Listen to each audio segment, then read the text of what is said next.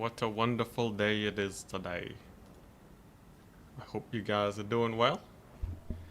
I got a little bit of a mini series that I'm going to be trying out for fun, where I basically play a one faction that is preferably a little on the stronger side until we lose with them.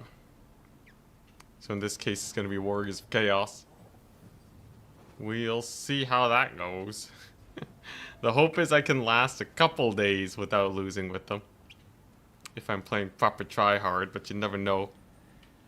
Charx and Danican are pretty scary, but I do consider myself a pretty good Chaos player. So we'll see. First things first, so we have a bot to set up. So I'm going to try this today. Yeah, there we go. Bot is running. And we have our first player. And it's Lazuka. Alright. Lazuka. Yo. I'm Warriors of Chaos. Alright. In other news, I'm working on a video. Skaven video. Where we go over some sick tactics. Haven't done that in a long time. Deadly, what's up? But yeah, we got that coming up. Trizik's been doing a mod. Pretty amazing mod. But essentially, it's going to set the HP of Empire units to 1. And then we will play Empire. That'll be quite something, I imagine. It'll be a very fun challenge campaign, I suspect. But alright, here we go. Armor blockers up. Let's do it. Imagine losing first round. Yeah, just end the stream immediately. Alright, but yes, a 1 HP campaign. I think that'd be hilarious.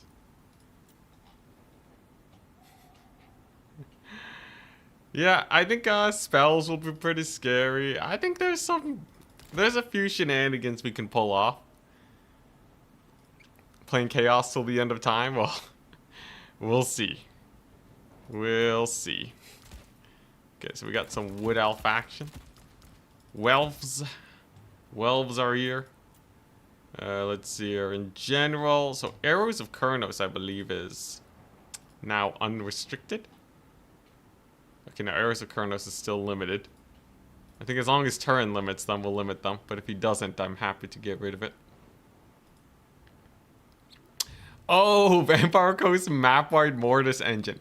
Oh, oh yeah, that'd be a small problem, isn't it? That's the fun of the challenge, though, right? So like, just don't fight Vampire Coast, I guess. I'm sure they'll have the lore of vampires. It'll be great. Yeah, honestly, 1 HP is pretty insane. It might just be a survival campaign, but nothing wrong with that, really. Nothing wrong with fighting for your life. Gotta feel something, right?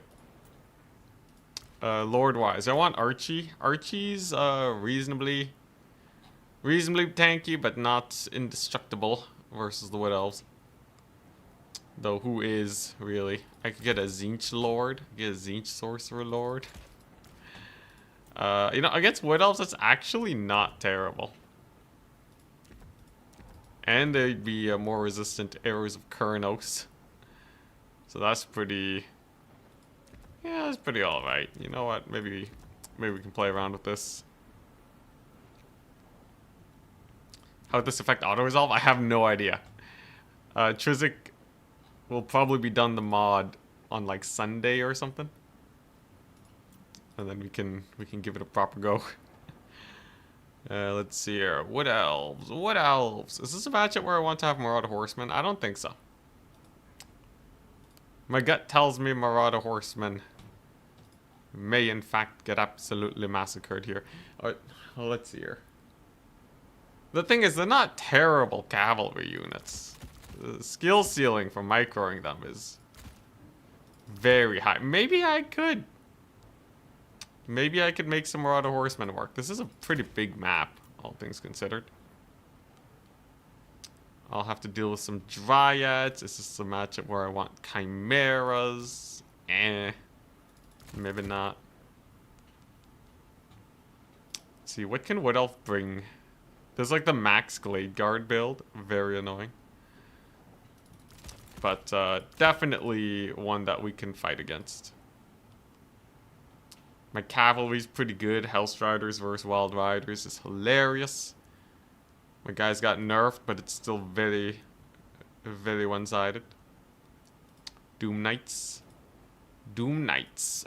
If they bring Tempest, I'm kind of screwed. I think that's what worries me slightly. I don't think Chaos Knights are hype.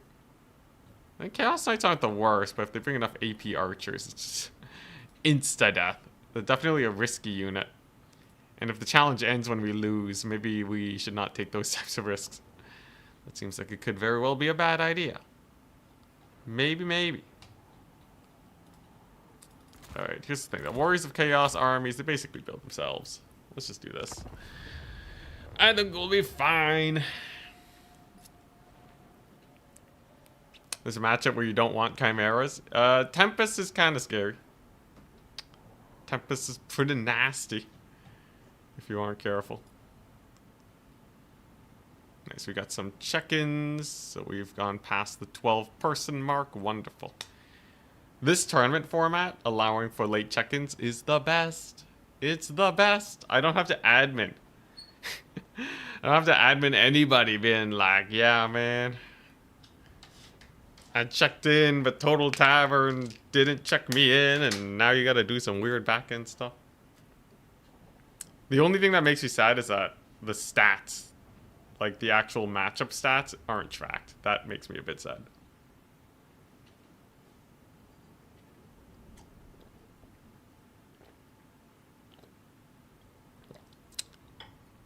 All right. So the goal is I need to win every single game. I have to win all my matches. I don't know how long this challenge will go on for. I'm hoping I can last at least 2 days. If I hit day 3, I'm very happy. If I hit day 5, I'm starting to feel bad about winning every single tournament. But I don't think that's happening. You popping pills, is that allowed in tournaments? I've been found out. What's the strat? Take vitamin D. But for Wood Elves, I'm going to use Dreadmaw. It's just going to be some Dreadmaw shenanigans. We are allowed a singular Dreadmaw. And this thing, this bad boy, just makes it so he can't kite in my face. That's all I want. Lots of Marauder Horsemen. We're going to use a dog to scout him out. And then we're going to use bear men to push him back. This build is good at buying time, taking space. We got this guy over here. He's chill. Got the pink fire and all that. Ready? Good luck, have fun. He has everything you could possibly want. Let's see, a live leaderboard. Nice. So there are 100 more minutes to the tournament. So this one is slightly shorter. Because turns out 2 hours of back-to-back games is kind of intense. Along with the top 4 after, it's actually pretty exhausting, so should be good. Gamer enhancements. Alright. Gotta be careful about the Waywatcher start. Oh my goodness, what the crap is that? Alright, guy has some cavalry over here. Jeez Louise, thankfully I am pretty fast on the draw. So we can just dodge it up. You can see the damage has already been dealt. He has a healing caster. Vast quantities of cavalry. But otherwise, I think this is a fairly decent start, I'm not gonna lie. I can burn his ammunition by dodging. Just dodge. It's so simple. And then at some point, I can think about a hell cannon. We'll see. How many units does he have? 5, 7, 5. That's 12, 13. There's no stealth units, okay. It wouldn't make sense to have Deep Wood Scouts anyways, not in this kind of build. Where he has so many horse skirmishers, you can't even bring that many. So I think we're good. So that means alley-oop. Dreadmaw down. Yeah, that's right. Fear the Dreadmaw. Fear it. And then I'm going to get a Hell Cannon, because who's going to rush me with this many skirmishers, right? There you go. Dreadmaw absolutely ravaging his poor face. Little Caster Lord here is just going to get a blue fire on those Sylvan Knights, right where they hate being shot up. And the Hell Cannon hits. And there we go. So far pretty good. Honestly, Wood Elves having longer range skirmishers than me, it hasn't felt that way. I think it's mostly just because my micro's been pretty good. We've been able to dodge most of the arrows. Because I'm shooting at close range, he's shooting at far range. So overall, I think the trading is fine. There's a wondrous blue fire. Dreadmaw doesn't care about spears very much because it has damage reflect. So I'm just going to keep it there so it can replenish its cooldowns. Alright. Then we're going to get a nice pink fire on all of those fools. Dreadmaw is still chilling. He's having the time of his life. Big route over here, and now I can start pressuring my opponent by capturing this point. Dreadmaw's just chilling. I'm waiting for him to charge in, man. I don't need to burrow the Dreadmaw. Cooldowns are king for this guy, and he has to be unburrowed for that. And the capture point should be mine very soon. No snipe on the Hell Cannon just yet. Should be able to escape just in time over there. Oh, maybe not. Oh, he defends it. Oh, what a Chad. All right. Guy knows what he's doing. I see. Well, that's going to be slightly problematic. Though, at the end of the day, we're still up trading massively, aren't we? There we go, and... yeah, I'm just gonna leave the Dreadmaw there. Honestly, like, it needs to spend its HP anyways. We might as well. Hell Cannon's just ravaging his poor body. Like, if the Dreadmaw's only getting shot at by one unit, I really don't have to worry much. A little bit of a pull away, okay. He's a little worried about the fight. Interesting, he's healing. No problem. Alright, I think we're just gonna unburrow on those spears one last time. And then I'm going to burrow the Dreadmaw so that I don't die. Because it is taking a little bit of hokey poke. I don't know how I feel about that. Hell Cannon's doing great though. Look at that thing. Dreadmaw does manage to live. If we pull it back, then I think we're okay. Alley-oop. Just run away from the Wild Riders. Let's position here. And then I guess I'll just keep spamming Hellstriders into the horizon. Sylvan Knights aren't going to be able to cycle charge my guys to death. That's just not a thing they can do, really. Oh, wait, they're dead. Goodbye, Sylvan Knights. You served well. Some of them escaped. Dang it, that took a while to summon. Eh, whatever. You'll live today. But will it be enough? I suspect not. Because I have 1,000,000 Hellstriders. 1,000,000 Hellstriders, your most expensive unit, is desperately trying to survive. I have a Hell Cannon plonking away like no one's business. Should be able to get a sick rear charge here.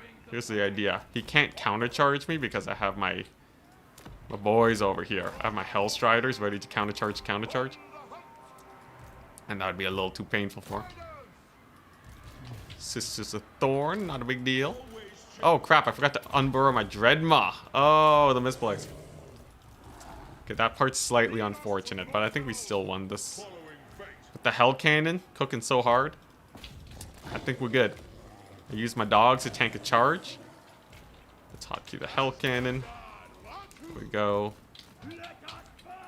Dreadmaw's chilling. He just wants to replenish his cooldowns real quick. Okay, a little bit of a charge over there. That's uncomfortable. I wonder if I can delete these guys with a sick blue fire, though. As you can see, Hellstriders are absolutely just a terror. My spawn are getting... dang, 600 value. Okay, they paid for themselves. If I hit this guy with the Dreadmaw, I think they just rout. Or the cannon. Anything, really. A little bit of a blunder here, though. I think these guys traded okay, but I might have been able to do better with them. It didn't feel like the perfect engagement, right? When you have this much mobility, you don't want to start losing your lead. It's a slight misplay there, but otherwise I ain't judging too much. Sylvan Knights are dead, so I'm happy. Successfully lured them. What's the build today? Mostly horsemen. Mostly horsemen, because they are probably the unit I am most comfortable with. Dang, I've been slacking on the Dreadmaw micro though. I should be constantly using its abilities. If this isn't on cooldown all the time, what am I doing? Dang, dude, my horsemen though, my horsemen have been cooking his face. Jeez, man. All right, let's get rid of these guys. There's one there. Obviously, resummoning Hellstriders is amazing. Let's get that pink fire. Maybe a rear charge on these guys. Potentially leadership break them. Seems like their leadership is high, though. Do I have a Dreadmaw on Burrow? I do not. Unfortunate. I think we're still doing good. There's just some Dryads. Not a big deal in the slightest. I think I'll just wait and save up for Hellstriders. See how good Bearmen are, by the way. Bearmen, kind of insane.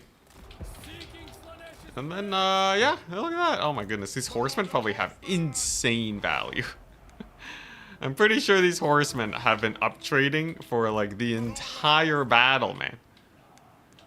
Just a whole fight of endless horsemen plays. Did I misplay that Dreadmaw on Burrow? Yeah, I'd say so. Well, what can you do? He's gonna try and go for my back point, by the way. Here's the problem. It takes too long to actually get that. Takes a little bit too much time. So basically what I can do, this is a fine play. You ignore his capture. You just say, you know what? Yeah, go for it. I don't care. Because at the end of the day, you can always summon in a unit. You can always summon in a unit to support later, and that lets you bring more on the battlefield in the right now. So you can see he has a whole Wild Rider. Look at that. They're doing nothing, right? They're just sitting there. And for what? And for what? They're watching their men die. Do I have to respect this? No, right? This is how you play the game. The more you can disrespect your opponent's plays, the better, right? That's how you know that you're in a decent position. And look at that, see? You see that? You see that pull away? Dang, that's rough, man. That's real rough. But seriously though, that's how you do it, right? We played a game of chicken, and I have won. Great success. Yeah, so that's the general idea, right? You use your mobility, you do some sick point plays, you trade up like crazy. A lot of these guys paid for themselves. Dreadmaw, I actually slacked a little bit. Lord was fine. His Sylvan Knights, 350, wow. Oh, that's brutal. GG. Absolutely brutal. There you go. There we go. God. Bearmen on Chaos I definitely feel really weird. I do hope CA changes that.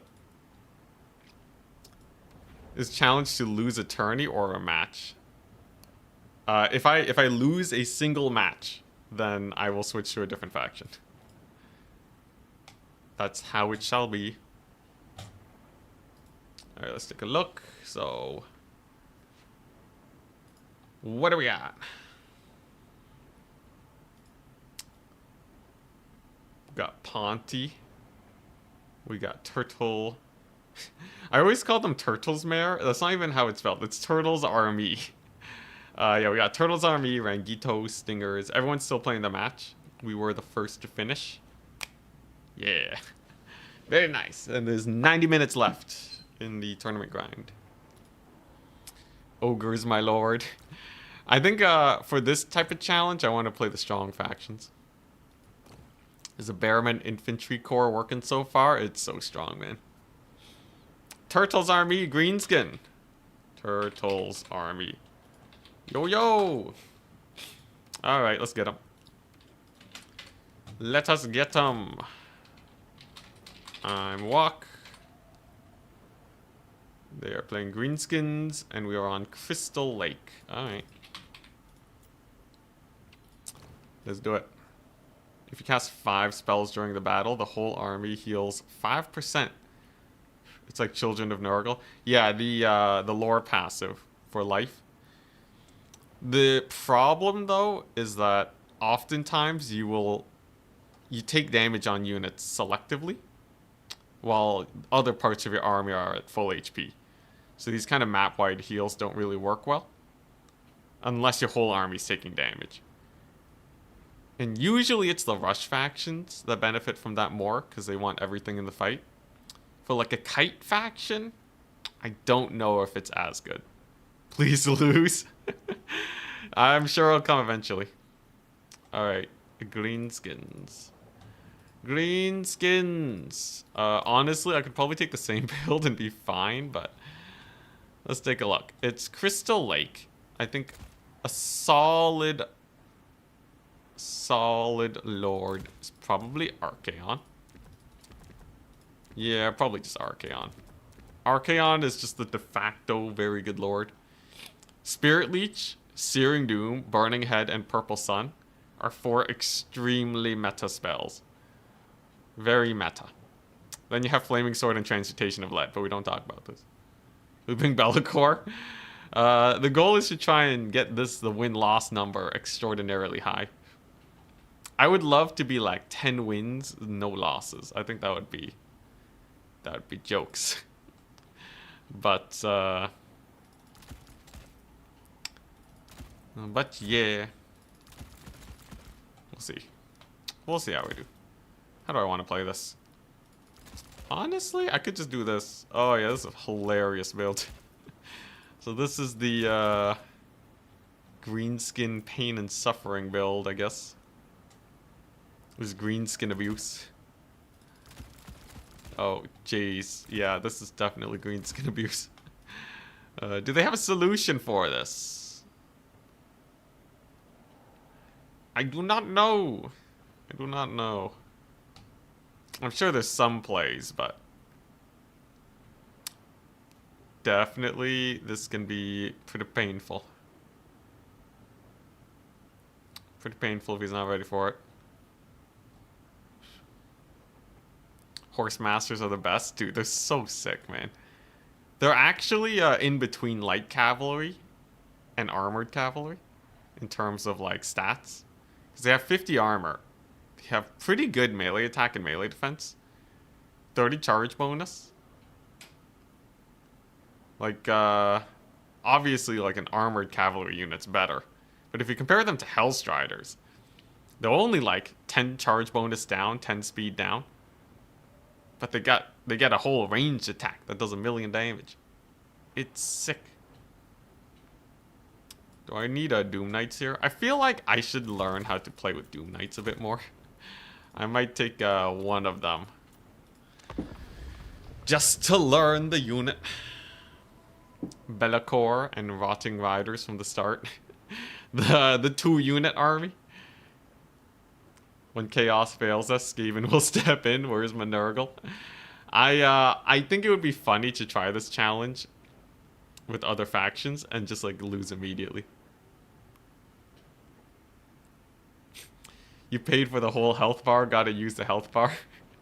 Gotta use the whole health bar. Unironically, kinda true. If you end the game with your Dreadmaw at full HP, you could have been more aggressive with it.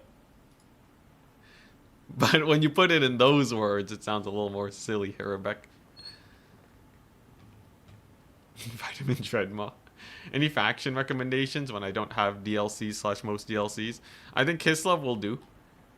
You miss out on their Halberd unit, but honestly, Kislev Cavalry is kind of amazing as just like a vanilla.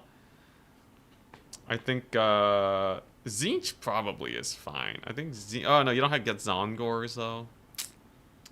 Yeah, what's like a really good no DLC faction?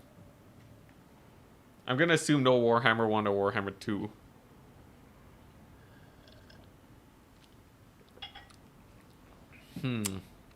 Khorne, you kind of need Wrathmongers. Kislev, I think Kislev is probably the highest in my books.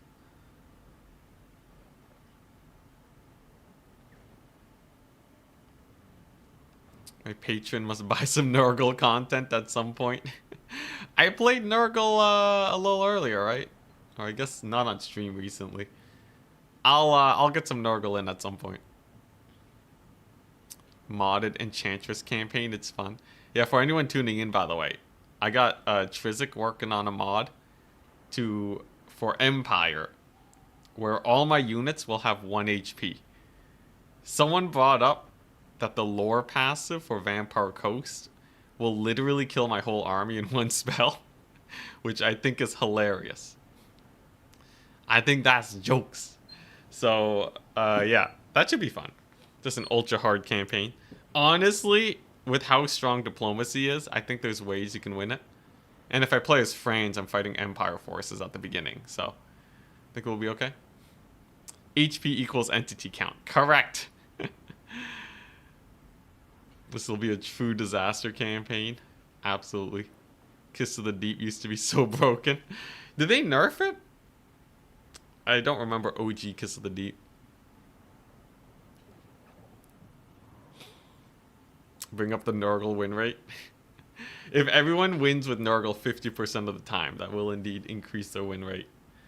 Nurgle is actually the weakest faction in the game right now. At least Skaven have a lot of skill expression, I think is what the cool kids call it these days. Not Nurgle, man. Not Nurgle. I think the skill expression comes from making the right builds, which Turin does really well. That's why he can win tournaments with Nurgle. But, like, once you load into the match, man, it's over.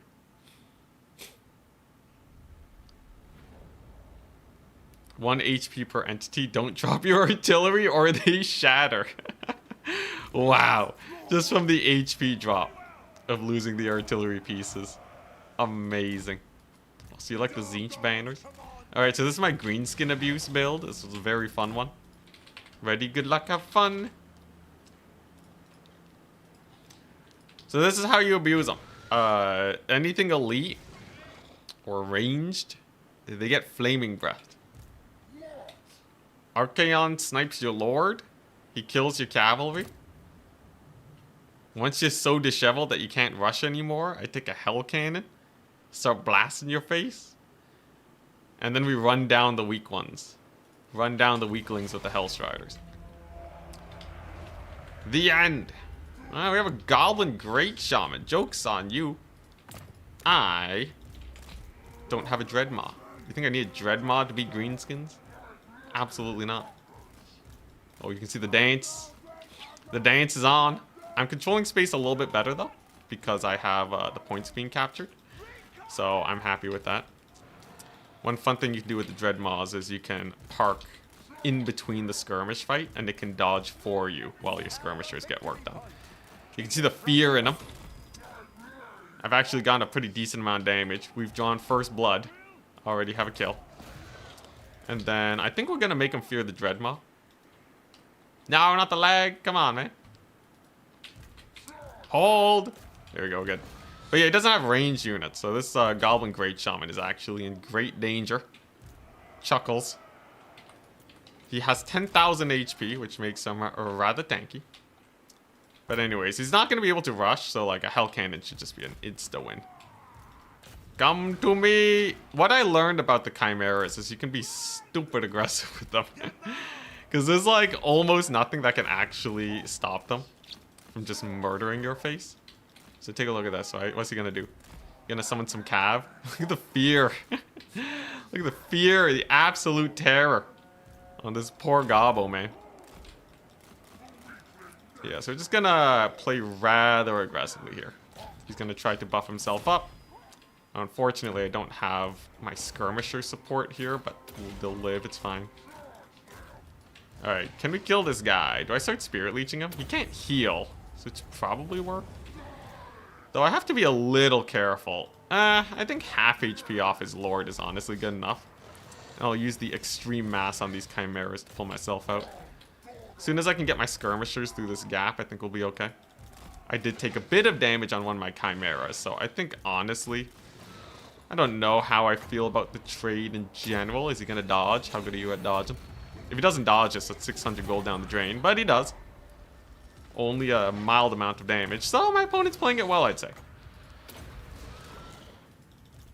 It was fun trying to be a little bit crazy with the chimeras, but I think I gotta be a little careful here. Very easy to lose out on a bunch of guys, and then life is sad. I think I will just Spirit Leech his Lord, though. But the attack on the Black Orcs kind of whiffed. Could be slightly better. And he is capturing a few points. but I think we're okay. In fact, I can stop him from capturing this one pretty easily. Alley-oop. Just gotta keep dancing. As long as I can hold 1 point, I have all the time in the world to just trade and focus on my craft here. Though I will say my opponent, the early game went not bad for him.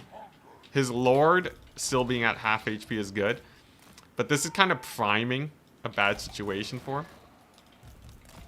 Because if you think about it, where's that going? If you think about it, his Lord, he will eventually die. I think that's guaranteed. Also, look at the Chimera wasting his shots. Very nice. Here we go. We're just gonna push in here, secure some points. There's a few points I can get, so I think we're gonna make a play on his skirmishers here. I think that'll be good. He's not gonna capture. Holy crap! What is this? Ah! What is that? You got a gobbo on me. All right. Well, that's fine.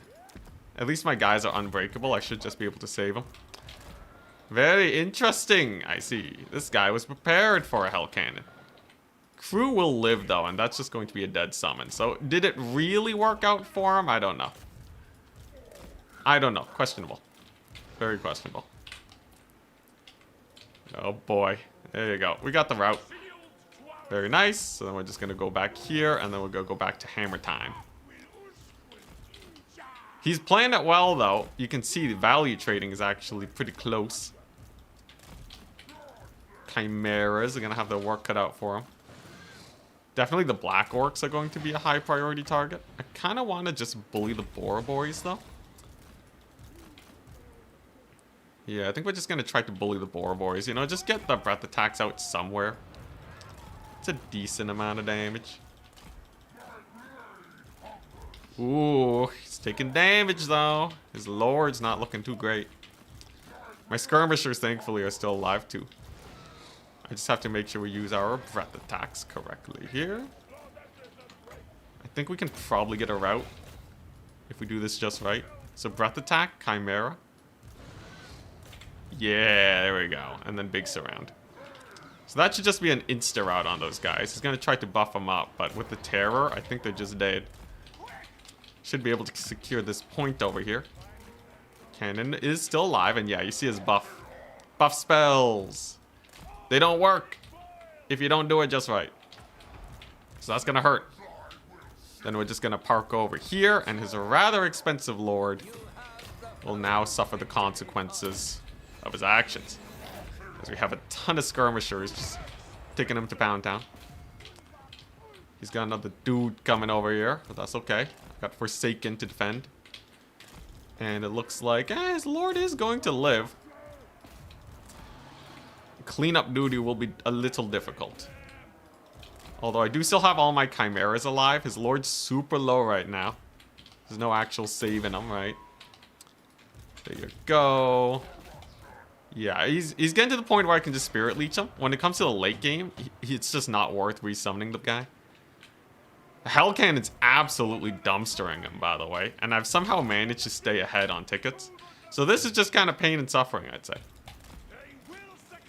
Yeah, as long as his Hell Cannon lives, I think it's just gonna be rough days. Because he's just not able to out-skirmish me with this thing constantly barreling into him. He does have a little gobbo here, but I think we can just bully him. Hellstriders can chase these guys off, and then I guess I'll just keep using my skirms. Is that a desperation play? He just dove in with a Mad Lad. Okay. Well, let's just pull them back. If I get a free gobbo kill, I'm happy. Vindictive Glare, pretty painful. I'll have to use the last breath attack on this Chimera before it dies, inevitably, to all these Vindictives. I'll just chuck it out on these Black Orcs. I think that's all I realistically need to do. Let's reman the artillery piece. Let's get these guys. Alright, and then I should be able to steal the point. His Lord is run into the trees. It's pretty funny.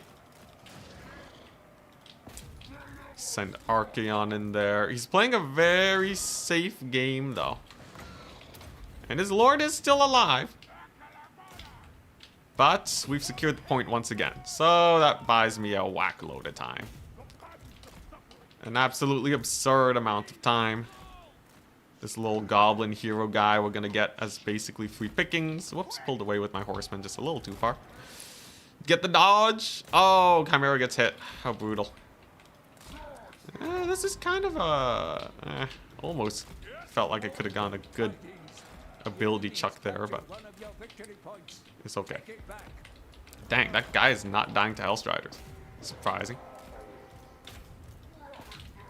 Got some orc boar boys we can bully here. How's the Hell Cannon doing? I kind of just want to use up all the ammo on the Hell Cannon. Because as soon as we get that done, I can de-summon it. And then kind of swarm his face. At least that's the plan. The great thing is that his lord is definitely going to die. It's impossible to keep his lord alive at this point because of Spirit Leech. So late game is like ultra secured for us. This guy's a Chad. Look at him go. How's he fighting so well? Alright. But yeah, I think honestly it's already going pretty well. This is just a kind of a nice bait. That's gonna hurt those boys pretty bad. And then we just go for the Lord Snipe. Chimera can beeline his face. And the slow wearing down of his army shall be the end of him. Let's de-summon that cannon. You can see here. There goes his lord. Do I need a Spirit Leech to finish the job, or can I save for Searing Dooms? If I can save for Searing Dooms, all the better. But I just gotta get ready for the inevitable mass route. Yeah, so he is going to live. One Spirit Leech should do it. My opponent taps out though. Okay, slightly sloppy on my part. I think it definitely could have been much better. But not terrible. Yeah, I made some plays that were like a little sketchy, like the initial Chimera dive. It gave his lord way too much value.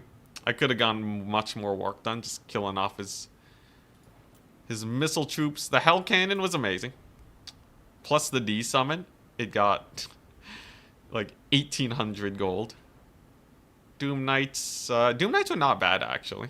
Once we started getting that value lead, and the Horsemen did great. Yeah, they just absolutely crushed it. Had capture weight to spare and cycle charging for days. So I think we're good.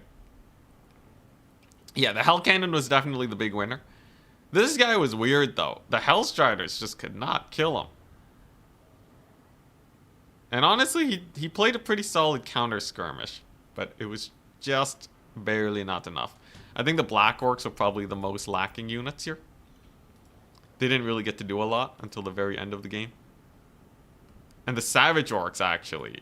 Savage Orcs is really risky against Horsemen play, because they don't have shields. Overall, though, I think Turtle's army is playing pretty well. Definitely, I think they're a spooky greenskin player.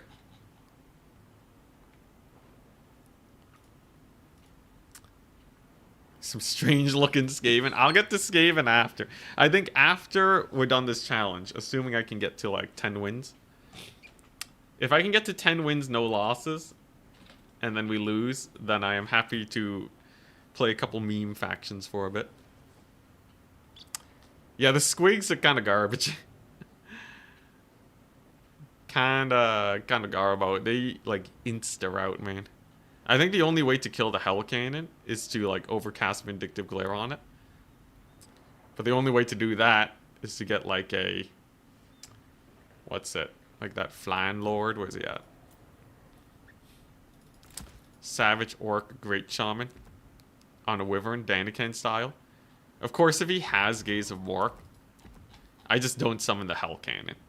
That's why reserves are great. Squig should be OP. They're so cool looking. Closest Squig to being OP is the Acid Burpa. This one's pretty cool. So they have a 10 damage Vortex. So that's Pit of Shades. That's a full AP Pit of Shades, which is how it usually is. Plus a full non-AP Pit of Shades stacked on top of each other. Radius is smaller, of course, but the damage is through the roof. And it's infinite uses, man. Just spam it. So good. Also, the Shaman actually, he fared pretty decently against the double Chimera Archaon charge. But at the end of the day, him being half HP is just a little too precarious for greenskins. You can't really afford to, to chill with him at half HP. Because, like, dude, you're so screwed as a greenskins if you lose your Lord in the late game. Like, nothing fights anymore. It's very sad. What factions does the best against Chaos? Norska, which is, like, different flavored Chaos.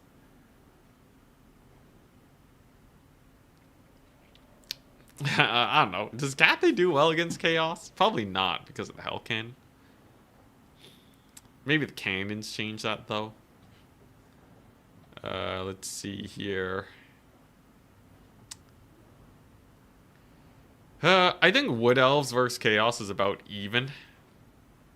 Though with Barrowmen and Dreadmaws, it's now very Chaos favored. I think Slaanesh versus Chaos is about even. Maybe slightly Slaanesh favored because they can kill the Horsemen so well.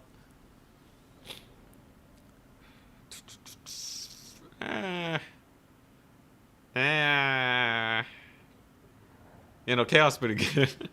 Chaos is pretty good. I'm surprised they're not a top 4 faction, honestly. I do think their infantry is a little lacking, but with the Barrowmen now, are they really? So most melee factions lose to the 6 Horsemen. Most range factions have a hard time versus a Hell Cannon. I think if you're a range faction with a good Hell Cannon sniping ability, then you got a pretty decent chance. Stone Troll Max. I think Stone Troll Max is on the docket of things I want to try out. That and Nurgle Shenanigans. By far, the best Nurgle Lord I can, as far as I can tell, is this guy. So Rot or Die. Rot or Die is pretty good. You can even use this if you want. What does this do? 20 meters. It's only 20 meters, though. This is not bad, though, the speed reduction. So, like, you take this guy. He's a super strong fighter, super good buffs. You can take Paragon of Decay if you really want. But, like, you take a pretty stacked Chaos Lord of Nurgle with the damage reflect. You can take a caster, too, with even more damage reflect, like Curse of the Leper Shenanigans. And then, if you take a blob fight, you definitely win. If you take a cav fight, you definitely win. And the only thing you have to solve is not getting shot to death. But at the very least, you can guarantee a melee fight win, which I think is a good start for Nurgle. And as far as range units are concerned, there's kind of the Noxbringer if they don't dodge properly. You got some sick Bile Troll action.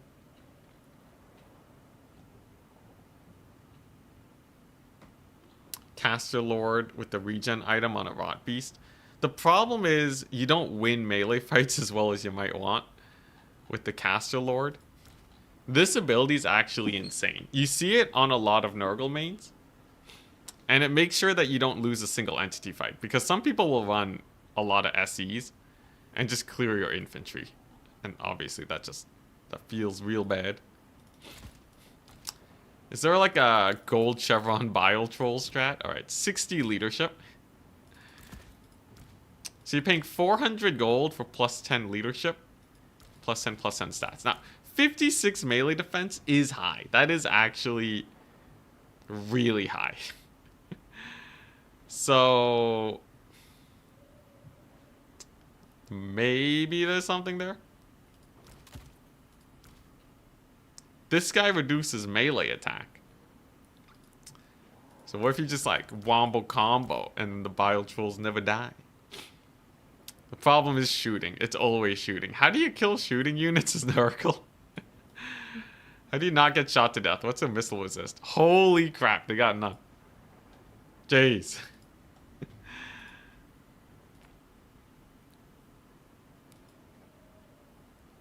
Caradrian shows up and dumpsters this guy. If they take Caradrian, you can kind of tussle him.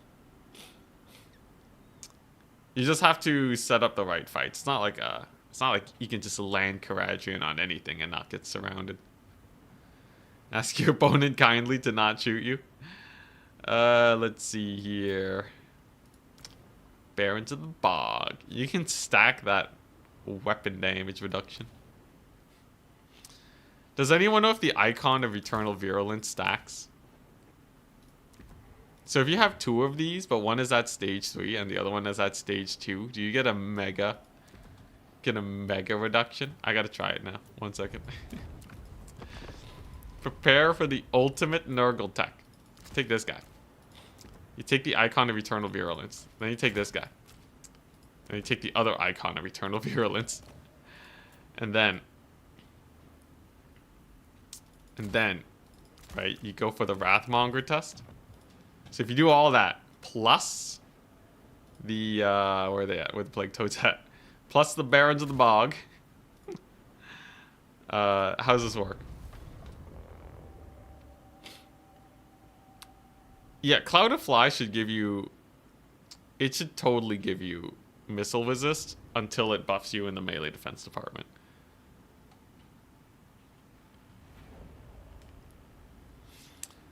Yeah, you think it's, they're gonna stack? I don't know. There are two abilities with the same name. Whoops. Alright, so let's just send these guys in. Let's send this guy in first. Just gonna, yep, there you go. Okay, so far, Wrathmongers, they have 64 weapon strength, right? So his, where's that? Dude, so many abilities. Okay, wait. Where is it? Icon of Eternal Virulence. It's at minus 10% speed. So that means it's at, yes, stage 1.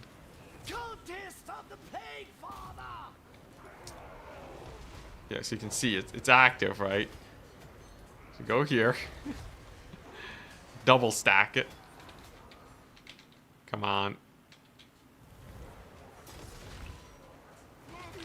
It's still at stage 1. Shouldn't it have upstaged by now? Does this take forever to rank up? In melee. Enabled if in melee. Ah, it's garbage, guys. It's garbage.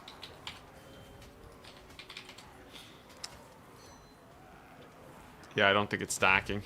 In fact, if anything, it seems like it's staying at 10% instead of scaling. Okay, now it's at 15.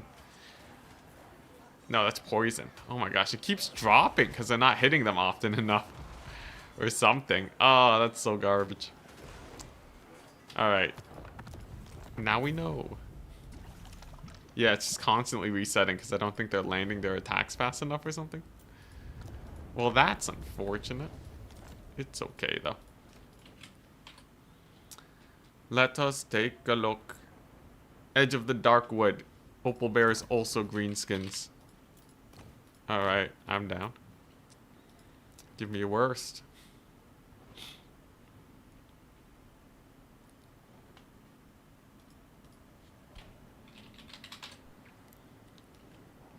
Give me your worst. Alright. It's terrible. It's not terrible. You still get the baseline buff. It's just you don't get anything else. Alright, so we know that the Goblin... I think the Spider Shaman... I think they're getting more and more meta.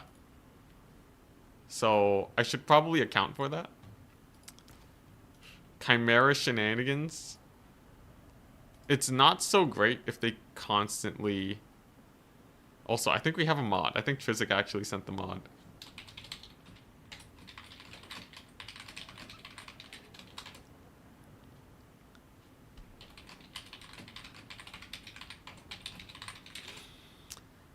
Interesting. Alright, so if I know he's taking a Gobbo Great Shaman, I think Archaon still makes sense. Vindictive Glare doesn't hurt him too much because he has 120 armor.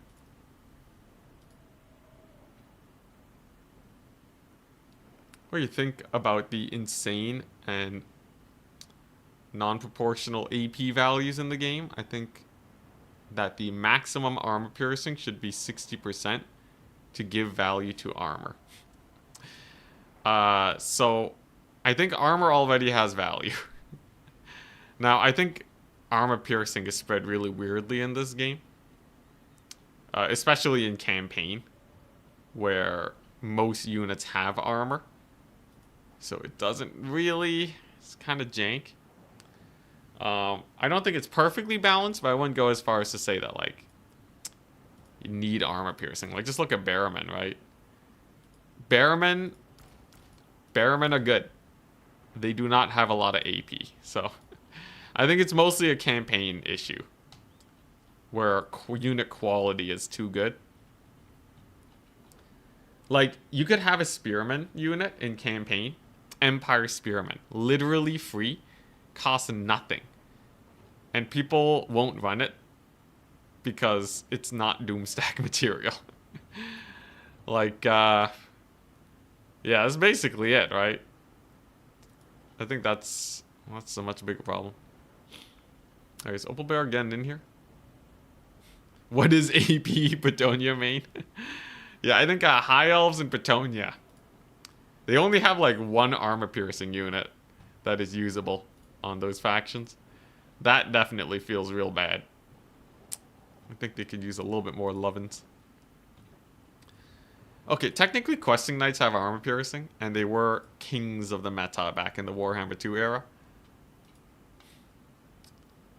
But yeah, subscribe to RTK Total War. Dang. Is that a YouTube channel? Or is that like what was this? Is that an email? I didn't get paid to advertise RTK. Garbage.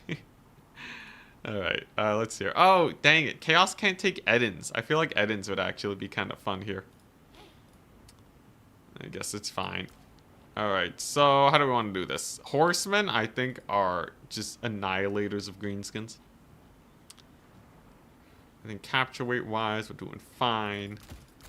I just want a handful of Forsaken. Do I have enough to kill? Honestly, I think this is good. Like, yes, Vindictive Glare can bully Chimeras, but is that really an issue? Is that an actual issue? Because I think they can kind of just stay out of range. I don't know.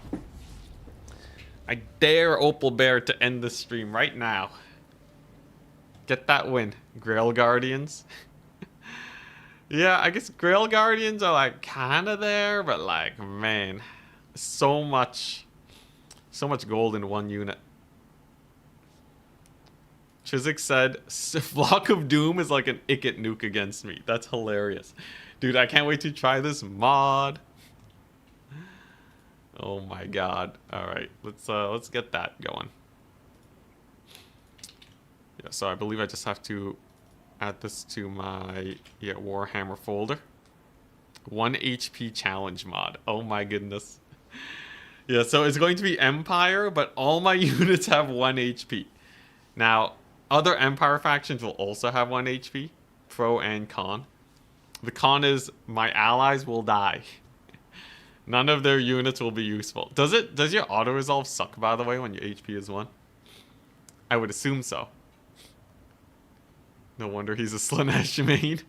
More ways to suffer. Yeah, man. Masochism. That is 100% Slaanesh.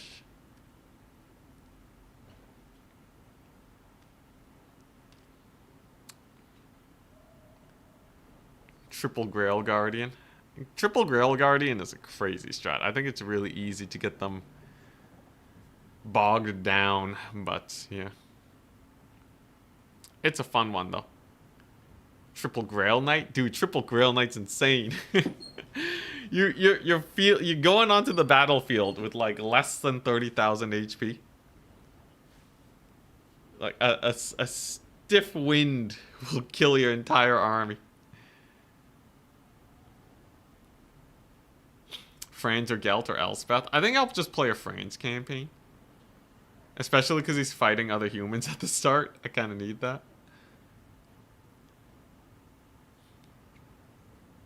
even the heroes and lords have 1 HP.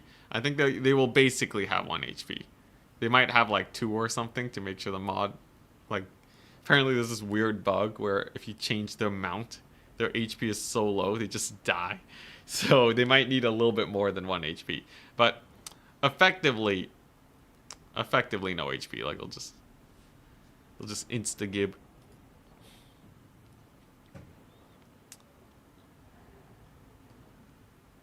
Alright, so played versus Wood Elves, we beat the Greenskins, and now we're facing Greenskins. Alright.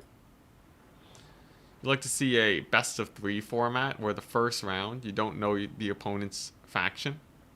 Following rounds, races can't be changed. Best of 3 format. The first round you don't know their faction. Okay, so it's best of 3 blind pick. I think it's a cool idea, but there's definitely some instances where you get hard countered and you're just stuck on the same faction. Honestly, there's a lot of fun formats I want to try, but I'm highly into... What is this? What is going on here? Oh boy, I have an eye problem. Oh, I can't see. Cataract surgery, please. Oh no, oh, cataract simulator. Oh geez, I think this map has... I believe this map, it has random settings on the fogginess of it. And I think we high rolled or low rolled the maximum amount of fog. The War of Fog. Oh no. Well, we'll make do. Dang, oh my gosh. Am I getting an aura migraine? If you know what that is, you're old. Or you were born with insta debuff. I'm pretty sure that's mostly a thing that older people get though, right? If we're talking about migraines. Migraines and cataracts. I could, if I go low enough, it kind of sinks into the ground. We win these. Oh boy. That's the blessing of the lady. Oh dang.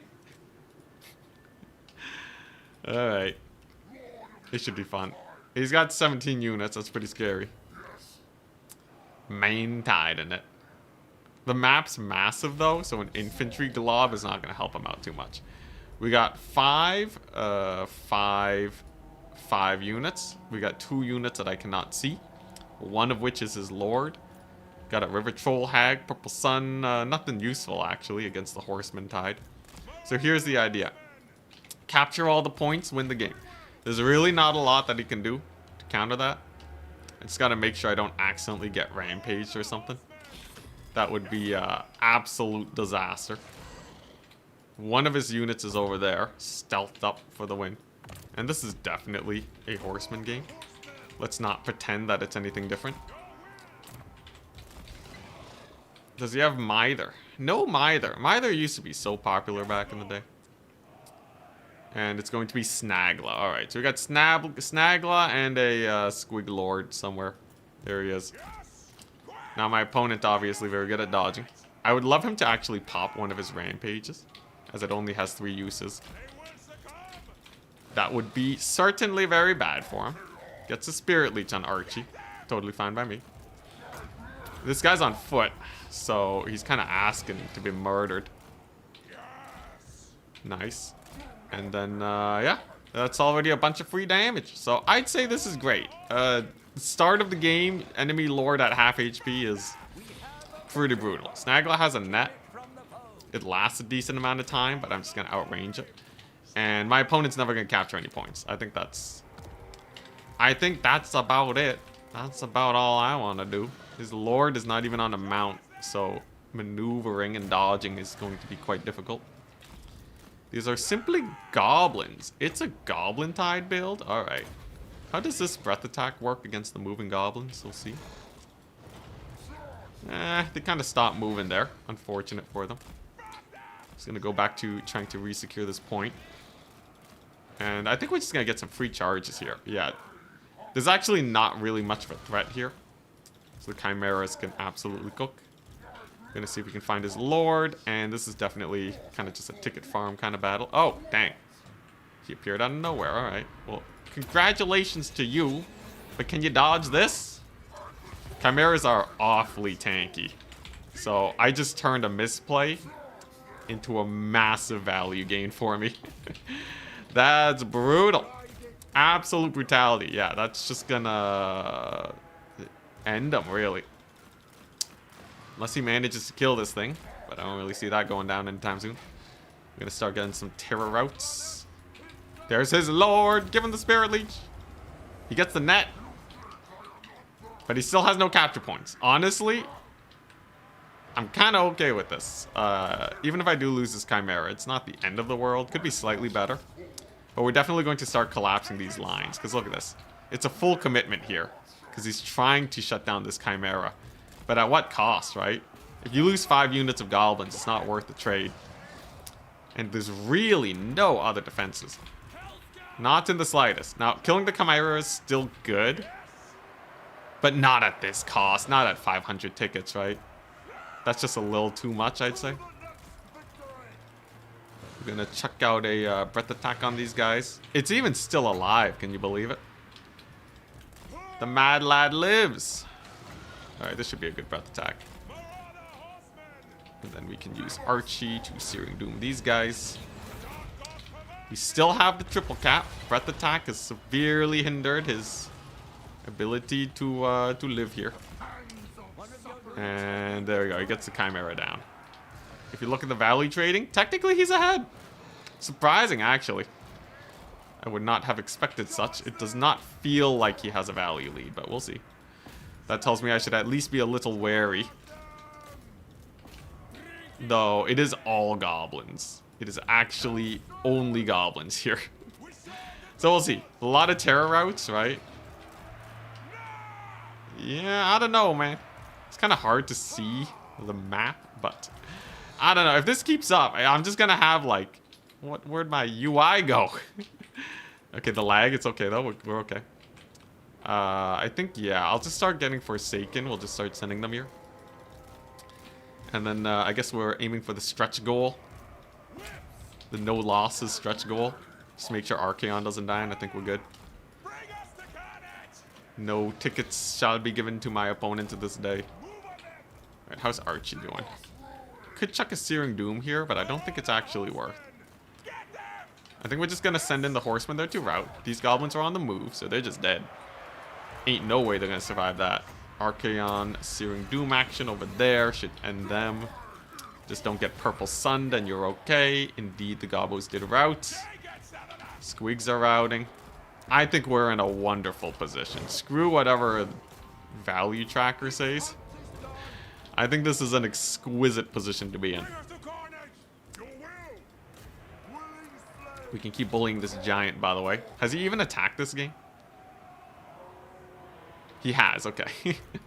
The giant has done things. Archie actually took a lot of damage, though. What the crap happened there? Okay, not sure what actually hurt him so bad. But best we keep him safe then. Snaggle's coming for him. Snaggler wants some Archaon. Alright, let's see if I can defend this point. We see a lot of undefended Gobos, though. Definitely can make a lot of use out of that. Just gonna wheel around. I want him to not take this point. I think that's the plan. Archaon can... Oh, he's been Spirit Leeching Archaon, yes. Yes, that's very true. But yeah, I can just prevent him from capturing this. By just kind of piling in a little bit. Any units he sends in to try and capture are completely forfeit. Very nice. Big routes. And that's going to be pain. Gets another Spirit Leech. So we can kind of keep track, though, of the timer of Spirit Leech. My gut tells me that this game will actually end before he finishes Spirit Leeching Archaon to death. It is quite the process. Archaon is rather tanky. He's trying to steal my point. Oh my gosh, I think he's going to get that one. That's a little unfortunate. That will buy my opponent more time. And it will also give him tickets. So the stretch goal of winning without him getting tickets is probably forfeit. Unless... Nah, he gets it. Dang, he got it. He got a ticket. Ah, brutal. Absolutely brutal. Alright, here we go. What is that? Just some warlords, boys. Alright. For the amount of tickets he gets, it probably is not going to be worth it. It would be good if he was up trading in this area, but there's no real good level of up trading here that's going to save him. Sneaky goblins, I know, right? Oh man, my Hellstriders are getting so much of their army, or not their army ability, but their ability where they get more, yeah, soul hunters. It's plus 16 leadership, man, for farming a few goblins. That is insanely strong. It's very, very strong. I'm just gonna check this out preemptively just to get it done a little faster. Not completely optimal, because you'd rather that you figure out where they're gonna settle before you chuck it out. You can see I actually didn't get that much damage. But I kind of just want to get the damage into route him. He actually secures his second point. Dang it. Not the complete domination that I was looking for. But I can play keep away. I can play keep away, de-some of the Hellstriders, probably bring these guys here to capture the point a bit sooner. Archaon is a source of terror, so these guys are just going to run. There you go. We'll just send them there to capture the point back, and then I'll just use Hellstriders to hunker down this last position. And then we should still be good. I'm still a little surprised that the value trading's so good for him. Maybe it's because he's been Spirit Leeching Archaon. So like Archaon right now actually is at full strength. He's not actually at any risk of dying and can still terror out fools.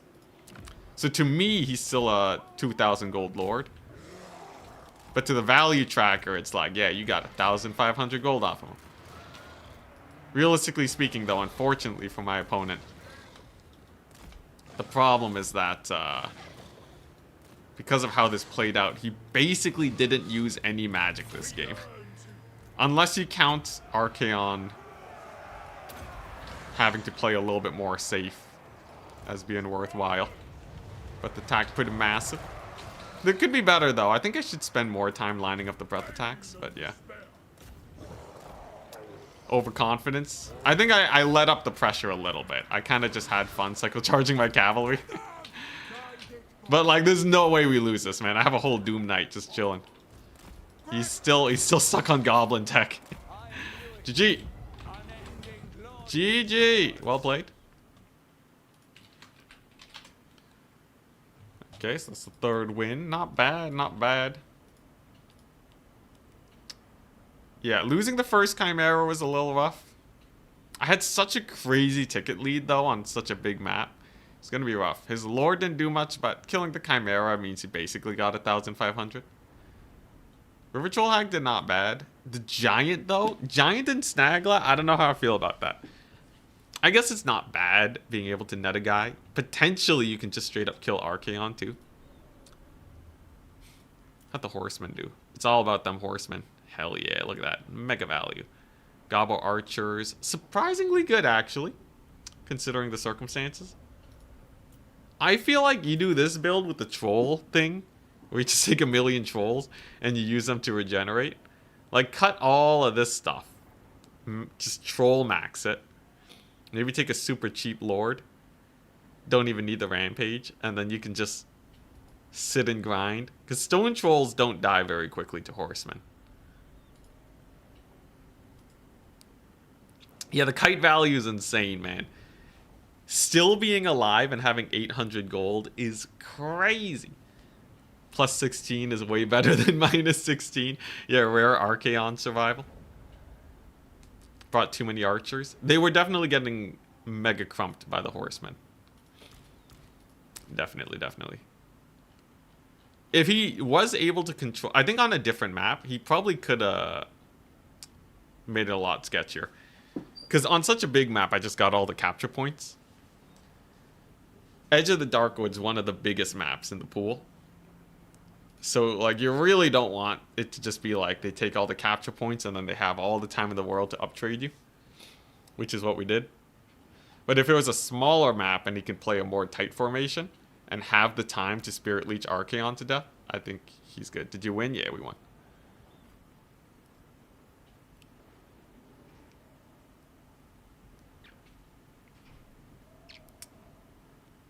You don't have permission to make a channel, just manage people misbehaving. I don't know what you mean by make a channel.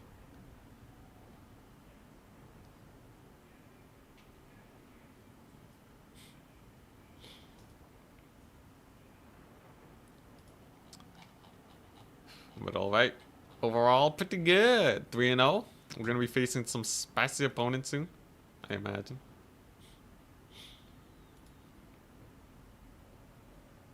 So far, we're top. Charix lost a game. Interesting. Stingers, 2-0. Yo, Stingers has really been making a comeback. I saw them playing, I think, yesterday in Turin's tournament. And they were playing High Elves. Ocean builds. So, like, they got an ocean build all the way to the grand finals. I would personally love to try my Chaos against them.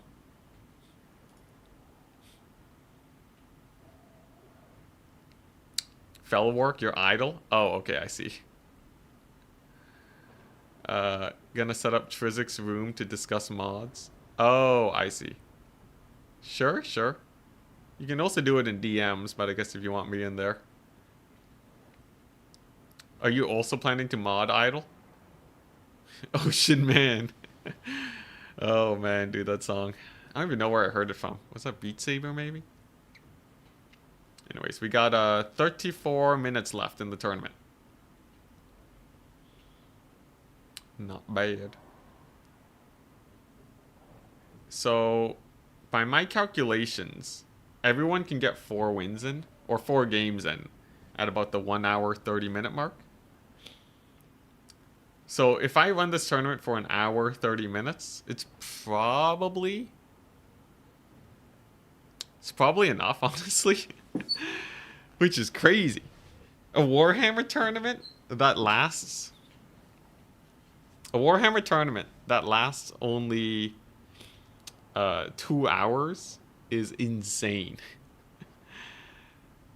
2 hours, you're done the Swiss rounds on a good day. But this one can be done the whole thing. You can get a top 4 setup and everything.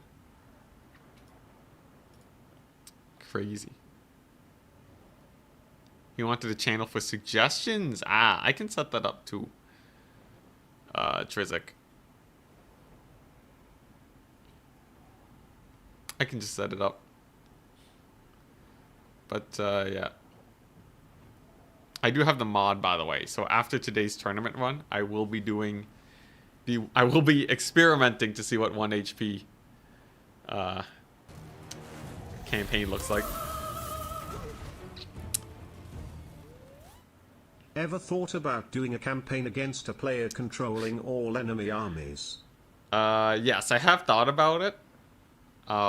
It's like a little bit too much to manage. It's a little too much to manage.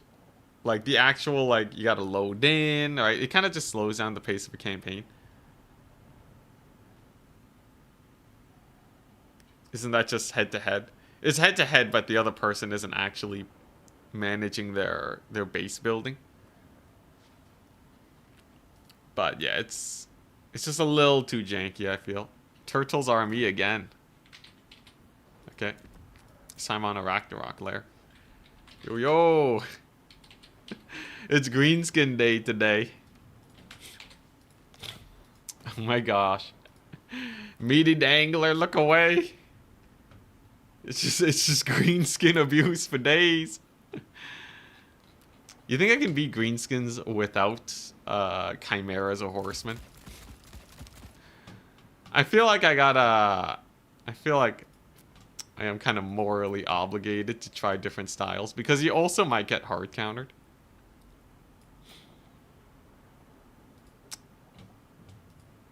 Let's see here. Okay, so if I was to play an infantry style build, what would it look like?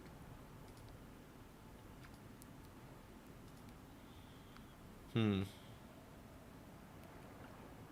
big thing is just being able to win versus the cavalry, but of course Hellstriders. Oh, dude, Rotting Riders. Do greenskins have a way to kill Rotting Riders? They'd need like a Buna or something, right? I guess you can rampage them. I feel like Rotting Riders have high potential here to be super annoying. terror-causing, heavy cav, armor-piercing, anti-large. I just need enough to swarm their front line is all. I do also need some sort of way to deal with Black Orcs. Pleasure Guard, Champions of Slaanesh. 16 entities is pretty nice. Very expensive though. So I think they run the risk of dying to Vindictive Glare and whatnot. But yeah, let's see what we can do here. I think there's decent potential to make this work.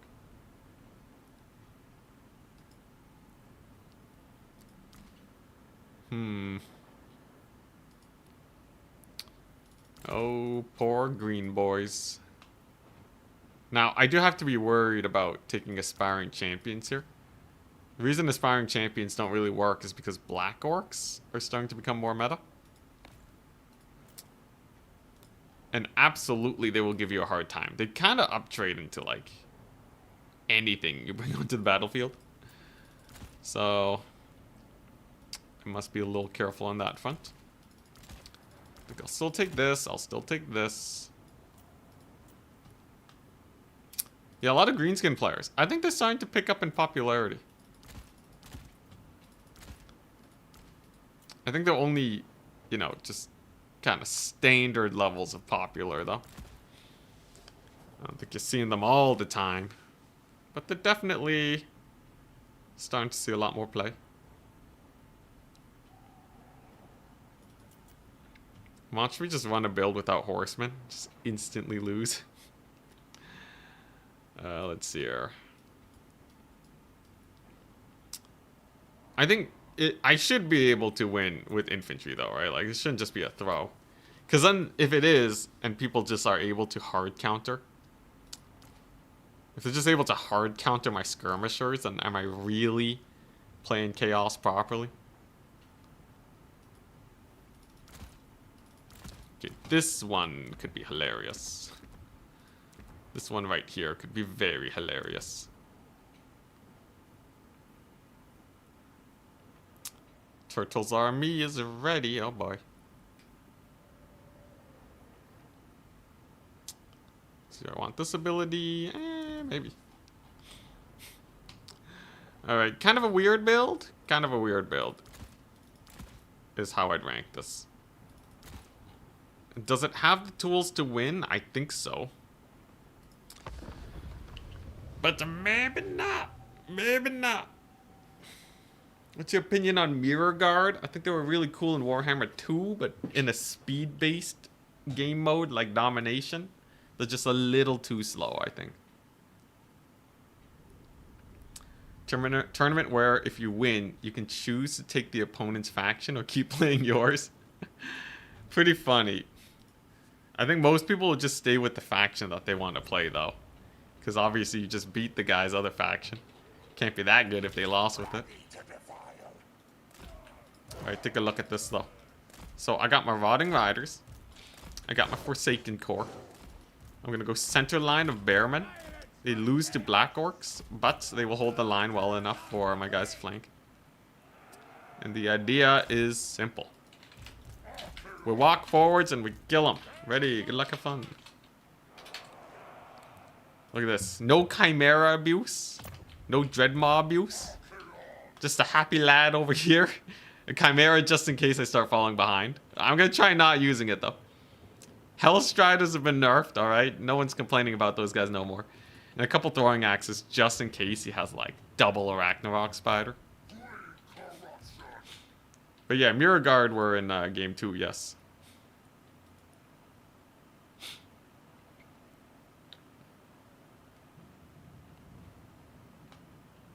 Alright. Good luck, have fun. Okay, so once again we have a Goblin Great Shaman. We got some skirms over here. Some Wolf Ride Archers. Not too scary, honestly. Got some Savage Orc Boys. We got some Rugloods. Nothing too crazy. Savage Orc Frontline's pretty interesting, though.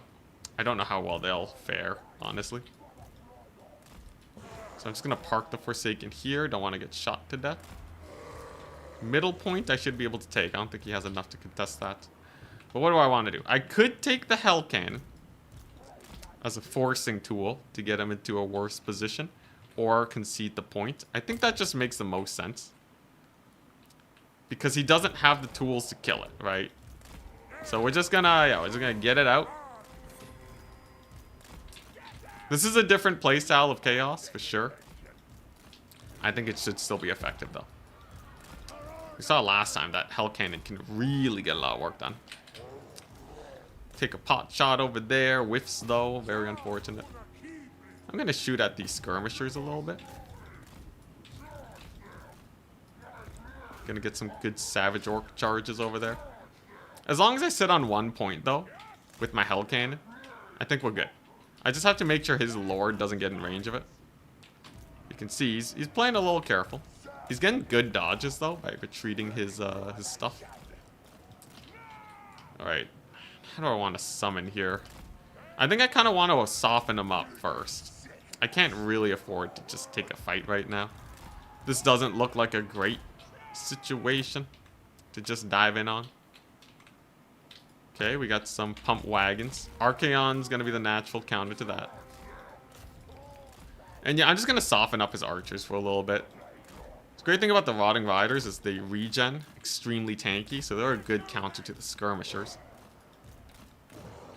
Here come the pump wagons, so they're flappers. Interesting. A little bit of a... I sense a little bit of weakness over here on this side, so we're just going to posture up. Obviously, we're not going to take a fight right now because I have a Hell Cannon trying to farm value. Yeah, and we're just going to take it easy. You can't Vindictive Glare this thing. It's fine. Whoopsie-daisies. Little miss micro there. I have to be really careful about the Flappers, though. Flappers can get so much work done. He has the archers over here kind of bullying me. Taking space. I've controlled the forest, though. If he takes a fight here, it's just an easy Searing Doom for the win. I'm just going to countercharge this. I'm going to take that forest fight, absolutely. And then we're going to, yeah, just Searing Doom up.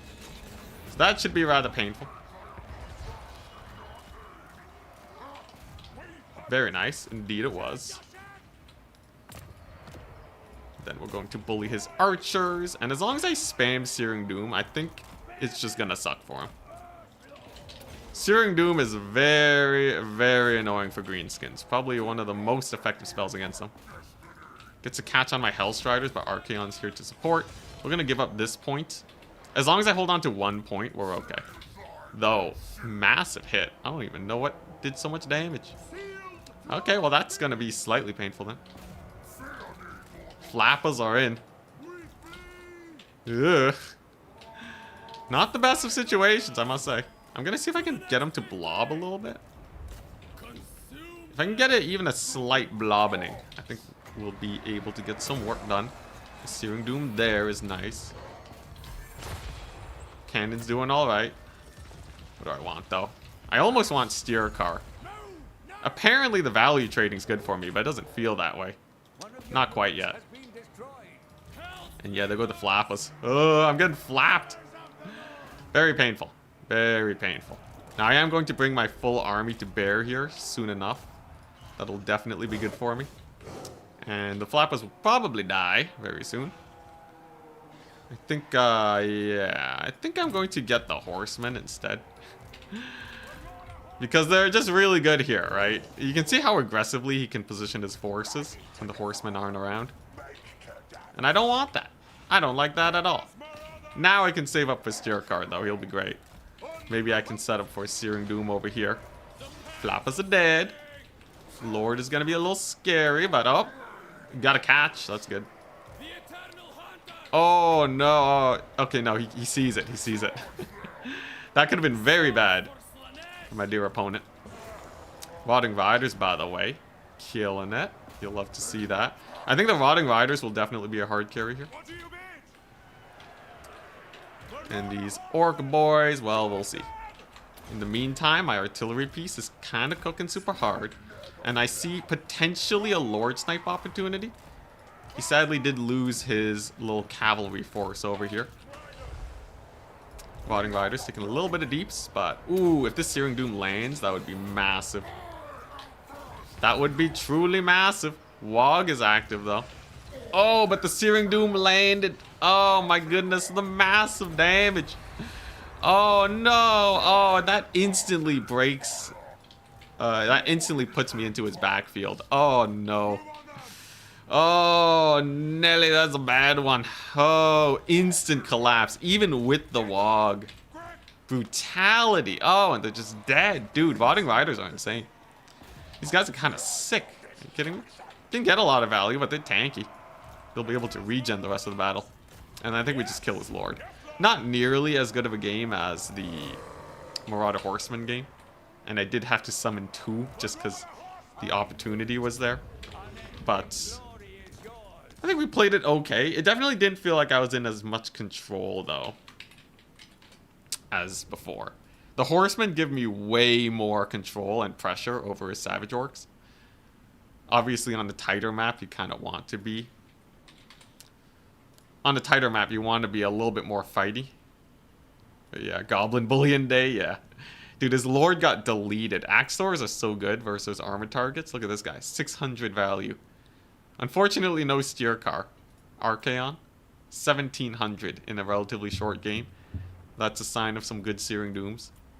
If you fight in the trees, Boroboris are a little slow, so they can't dodge as well. Look at the Lord almost breaking at 50%. Yeah. It's one of the reasons why people did not like taking him as much. Oh boy, these were all big guns, man. Oh jeez. This one cost 700. So the big guns paid for like a third of their price. This one paid for like half. They're more expensive because they're an ROR. Meanwhile, my Hellstriders are just feasting. More than their cost paid back. Hell Cannon. Hell Cannon is I don't even know the hand motion. Hell Cannon's amazing. If they don't have an answer to it, Insta-Gib is what the Hell Cannon does. It's a massacre of those poor forces. His skirmishers did okay, but not super great. And then just a big collapse, right? He had a front line of 5 Savage Orcs. I had a front line of 4 Forsaken, 2 Bearmen, and a Marauder on top of the Rotting Riders. So I think any fight that I took was going to be pretty good. Except for the Pump Wagons. I'm spooked, man. These Pump Wagons. I think the knockdown damage. Like, there's no way they only got 300 value. There's no way. Although I did kind of counter them. Brutal. The Hell Cannon don't miss, quite literally. There's only a few ways you can actually dodge a Hell Cannon. Even better. So this one, if you really want to settle in for that long con trading, you get this guy. Because it has a 40% reload skill if there are enemies in range. So for 44 seconds, that's basically like what? Yeah, that's like 4 extra shots, right? With 4 extra shots, you can get the value back really quickly. And it just does 1,000,000 damage. Now, it's more expensive, and honestly, if you think about it, right? So that's 350 gold more. 350 divided by 15. Yeah, it takes 23 seconds longer to actually summon this guy. So even though you get the reload skill increase, do you really benefit? Because it's, yeah, you lose out on 23 seconds of shooting if you just got this guy. So really the only reason to get this guy is if you want to use that ammunition. If you're in it for the long con, then sure. Brood Horror, yeah, Brood Horrors are kind of garbage.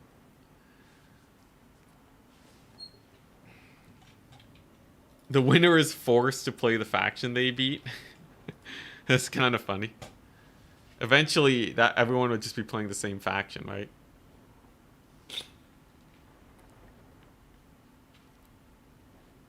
A White King on a horse. Yeah, Brood Horrors, the low armor, like what, no missile resist, and super low leadership. Recipe for disaster, that is. But yeah, we already got a 4 wins. So I think if a tournament lasted 1 hour, 30 minutes, That would be enough for people to get the games in. I think 1 hour 45 minutes feels a little better though. So then you can get like 5 games. Right? Any latecomers can get enough games in. Yeah. I think like between 1 hour 30 minutes and 1 hour 45 minutes is the sweet spot for this kind of tournament.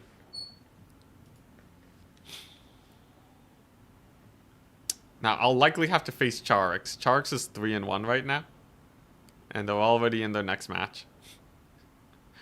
So, I will have to be a little careful about that. Because I don't want to just lose this challenge, right, on day 1. We gotta at least make it to day 3, I think. But it depends on what Charix is playing. I can actually check their faction. They are playing Wood Elves. Good God. Charix on Wood Elves? Oh no. Alright, it's fine. I will have to whip out some of the filthier tech, like some Dreadmaw shenanigans and all that. Dreadmaw, Bearman, you know, the works. Brood Horrors at least have regen. It doesn't matter if they're running, but it is true. If they do escape, they can regenerate a decent amount and come back. It's kind of weird though, even when they do regen, it feels like they still route super easily.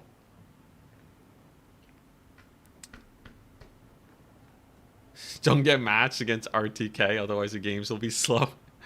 Is that a trend? I feel like a lot of people that aren't super comfortable in the, you know, with rapid fire tournaments, they will just naturally take longer. I think like Charix and attack speed sometimes take a little longer, but not like abnormally so, I'd say.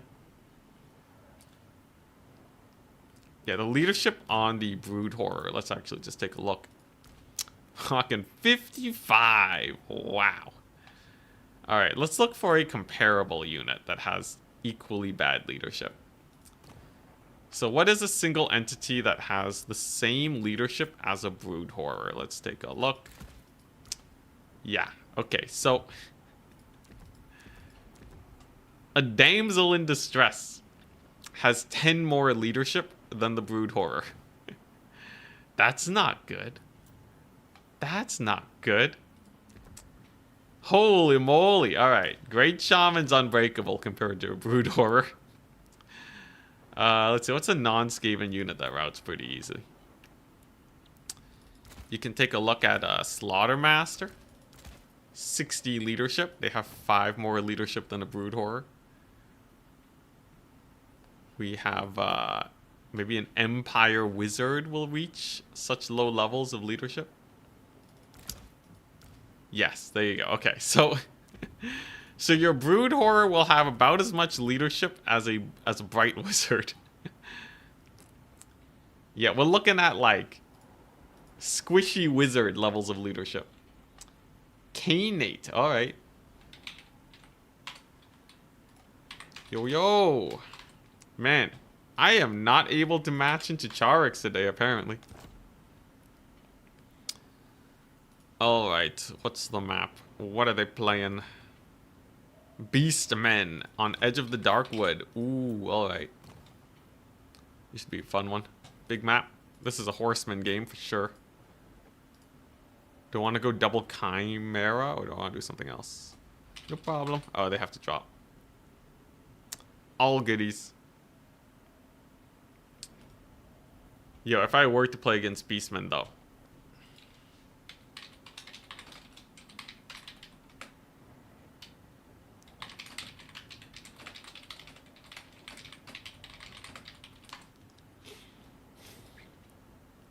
They got to drop, but it's okay.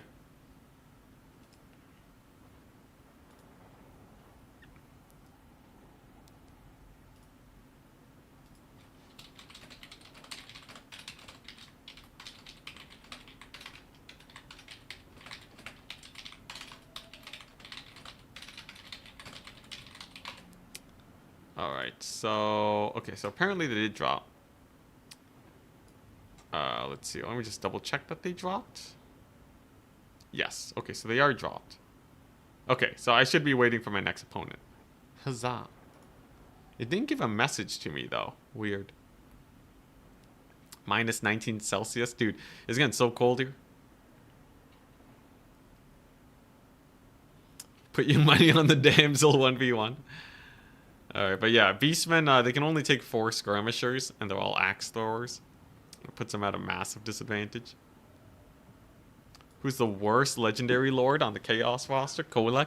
Kolek is old school cool, okay? Don't knock Kolek like that. I would say Village is pretty bad.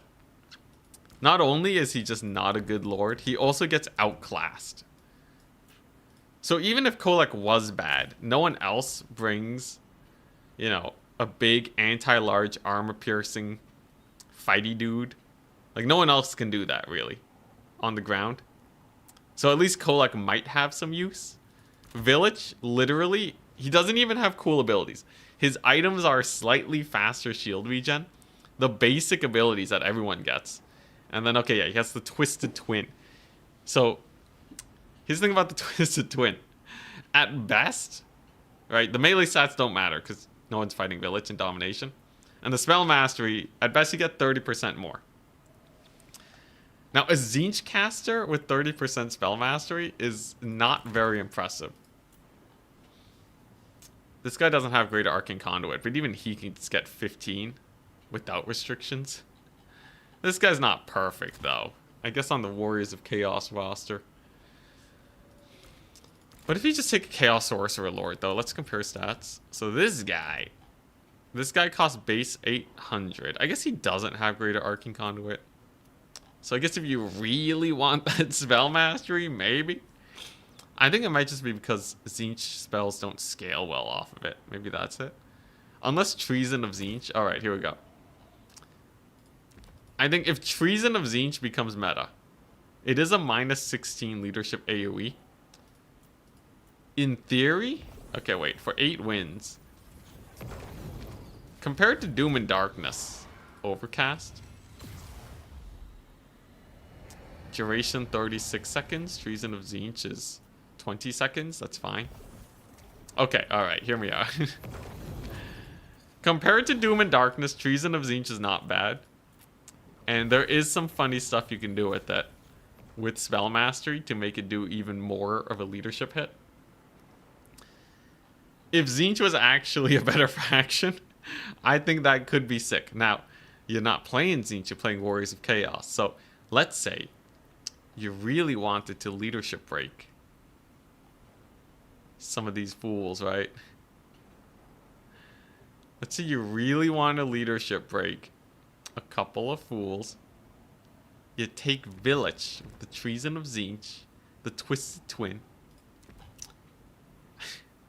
And he costs 1200. So compared to a Tzeentch caster like this. Okay, so you're paying 250 gold for a very small spell amp. Is that worth? Probably not. Probably not. Because with these spells, you really need to be in the right place to cast it, and a horse is just better. When Tzeentch had regrowth, it was S tier. Dude, regrowth on Kairos? I'm so sad they got rid of it. I feel like Tzeentch should have access to more magic. It's kind of silly that they don't. Which is the most expensive unit in the game right now? I believe it is the Thunder Barge. Someone correct me if I'm wrong. But a 3,400 gold unit is pretty expensive. There are units that you can kind of jank your way into being more expensive, though. Behold. Be'lakor. 4,312 gold. And if Be'lakor is that expensive, you know what comes next. Oh. Wait, what the?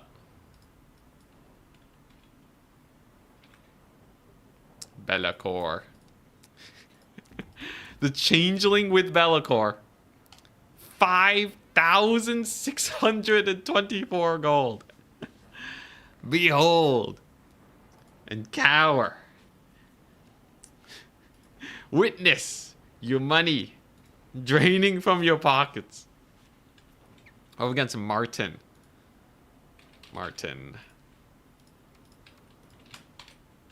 Yo, I'm a walk on dried floodplain. All right. Yeah, Be'lakor is or Changeling Be'lakor, I think takes the cake. Worth every penny. Does that Ariel? Yeah, no. Be'lakor takes the cake. I don't think I don't know if there's a way you can make a more expensive unit. This is pretty high up.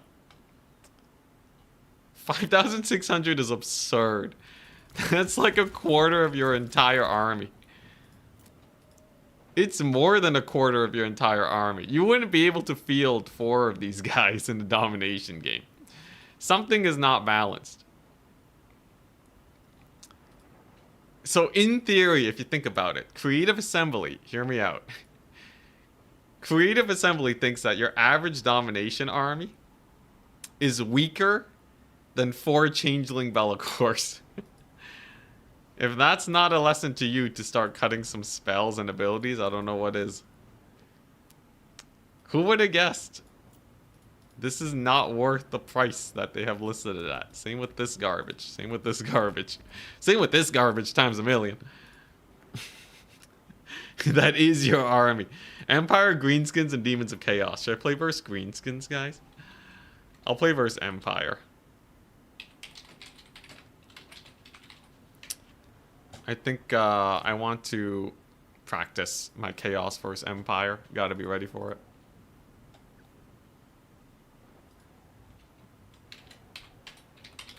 Goblins. Timer almost done. Remember to finish any matches the bot gives you. Trizik. Trizik, if you were there.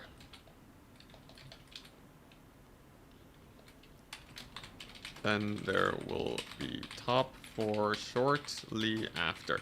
If you're there, Trizik, usually when the ladder ends, some people need to be reminded that they should be finishing their matches. They tend to message me. If you could keep an eye out for those messages, that would be amazing.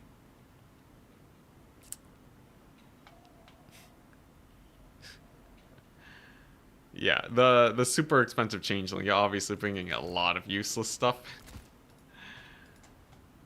But alright, so I'm playing versus Empire. What is the strategy here? Thank you, Trizik. What is the strats? Empire got some pretty nasty Mantide. Breaking through the front line, kind of hard. They have some nifty kite abilities. And especially if they go for war wagons, you're kind of in a tricky pickle. Because what do war wagons do? They kill you Dreadmaws like no one's business. Dreadmaw loses to war wagons very bad. So, there's a few things to worry about. Now, there are some fun ways to beat the Empire up. There's some Mantide shenanigans. On a map like Dried Floodplain, I think full-out Mantide is actually not terrible. But I'm gonna need some sort of magic to deal with their backline. I think Archaon's okay, but perhaps a little risky. I don't know. What do you guys think is a good lord? Every time you summon Trizik, I just imagine him running over to you like a squire. Got my foot squire. Yeah, how do I want to deal with the Empire? Herald Hammerstorm. I should go Sigvald and Acold. Yo, does anyone do that in land battle? Just Sigvald, Acold, sit on the point. They never die. It's basically just running 2 Sigvalds, right? Burning Head Archaon. I could just run a normal Burning Head caster though. Because I don't really see Archaon being that useful outside of dueling like a Boris. I guess dueling a Boris is not a terrible place to be, though. I don't think people will be complaining about that too much. I guess Searing Doom's also not bad. I could take Searing Doom Burning Head on Archaon. Makes him kind of expensive at 2,400.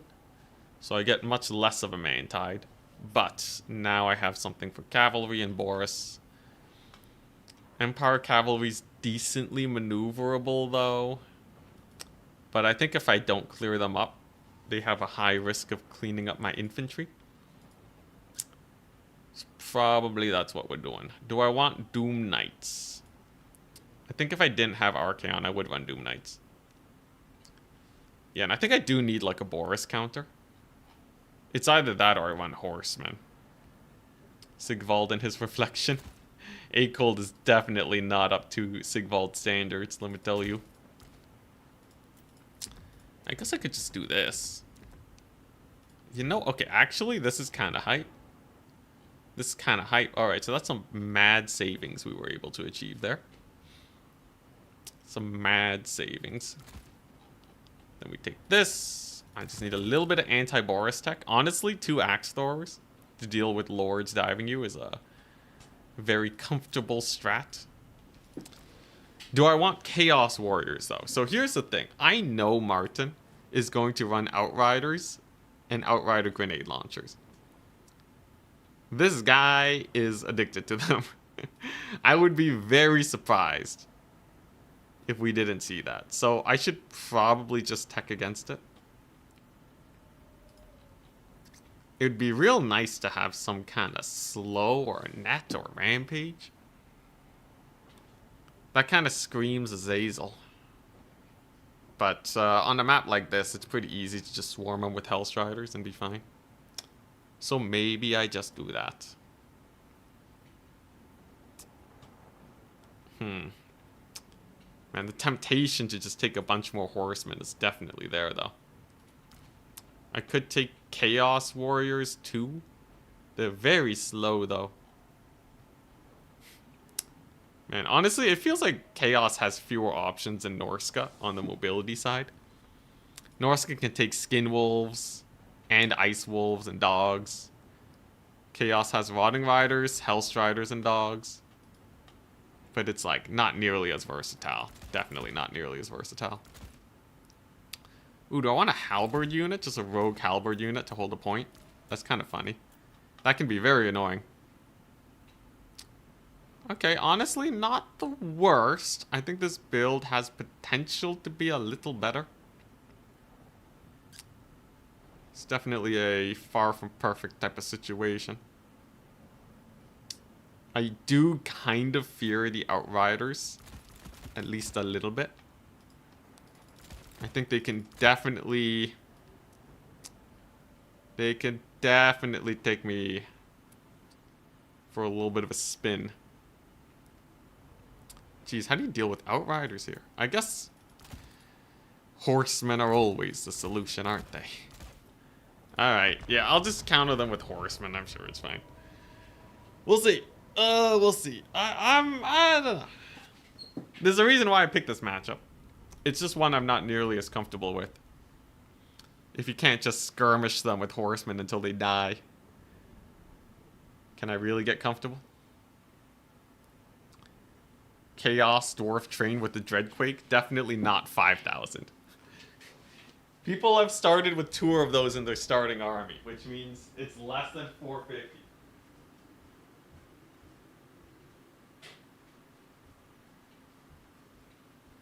Alright, here we go.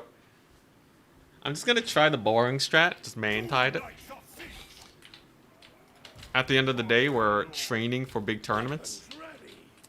So that means we're gonna have to be a bit boring sometimes.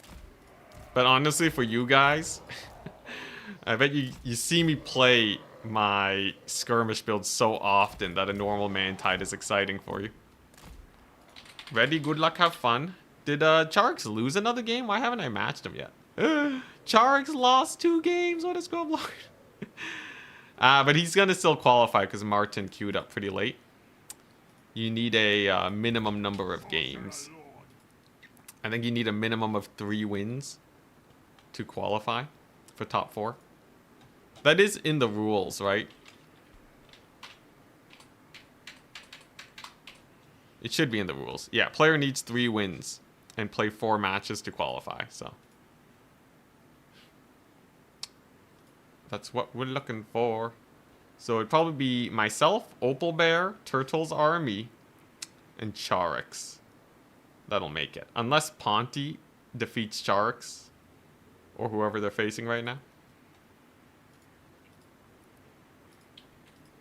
Hey, Clock Monkey. Been a while since I see people type the spooky no message. Very spooky indeed. Oh my goodness. It's a Steam Tank Lord, some great swords, some Free Company Militia, a Light Wizard. Light Wizard's pretty jokes. So Shem spam is actually quite good versus Forsaken because they're a low entity count unit. I must hide. I got a Tormentor Sword Lord. You rarely see that. Is that a cannon? Oh, jeez. It's that got Steam tanked. He killed them. He just killed 2 of them free. The 400 gold value. Jeez.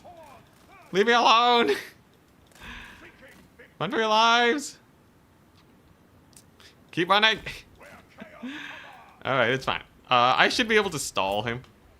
I can use my horsemen to get that steam tank shut down.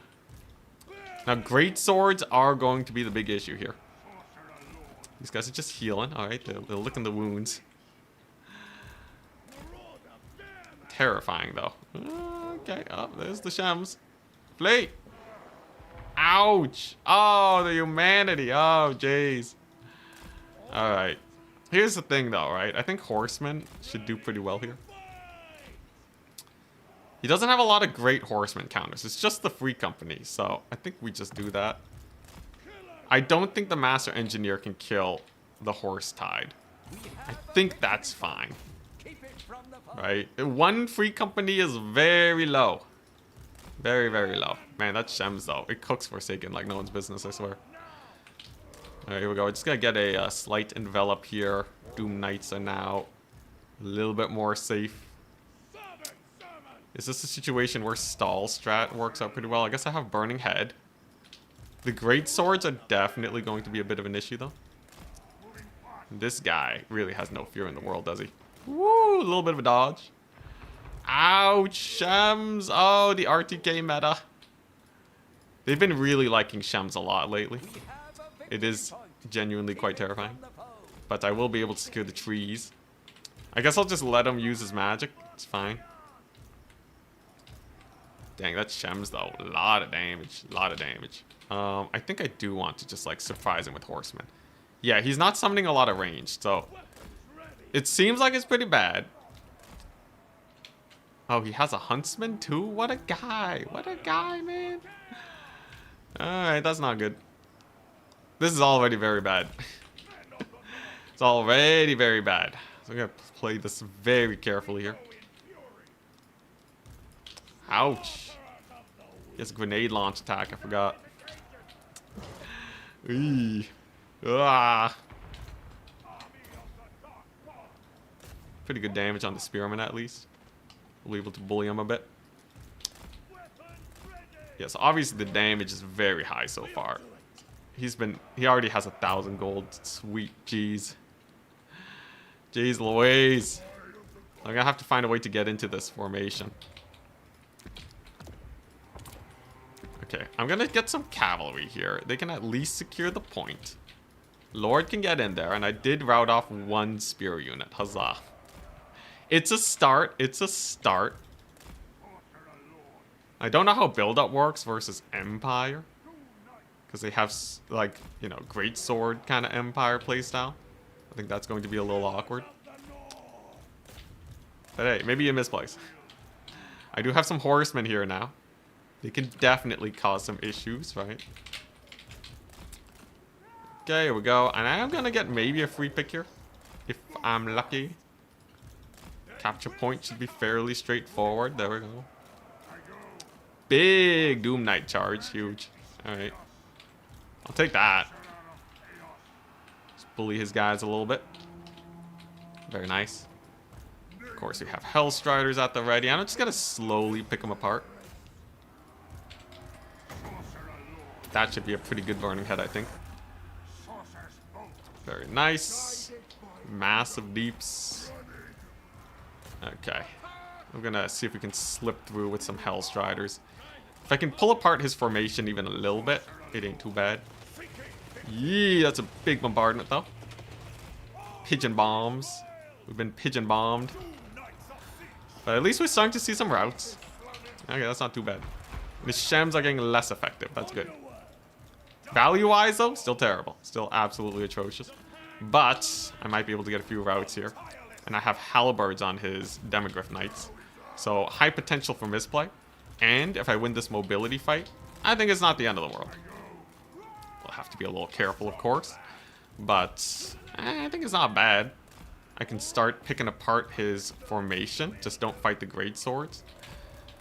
And we should be okay. Look at that. Hellstriders getting in there. This one should rally. Gonna try and get some knights back. But that shall not work out too well for him. Should be at least a decent burning head. And yeah, we're just gonna avoid the great sword. Just play keep away. Just play keep away for the next little while. Take our time, right? And just don't get lured into a bad situation is all. Gonna have to play my mind out a little bit, but having a horseman advantage is definitely a plus. Okay, just run over there. Whoop, keep running. Alright. Okay. Yeah. So far, so okay, I guess. Rotting Riders will be really good. He doesn't have a lot to actually counter them. Some of his forces are actually starting to overextend, so that's a good sign. Very nice. Rotting Riders should be able to smash into these guys. How well they will do, we shall see. But they are Rotting Riders, so supposed to be quite good at that. Honestly, though, the Demonite charge, pretty brutal. Alright, I'm gonna have to bail there, unfortunately for me. I should be able to secure this point, though. His great swords are dramatically out of position now. The Rotting Riders can clean them up. As long as they don't rout, I'm okay.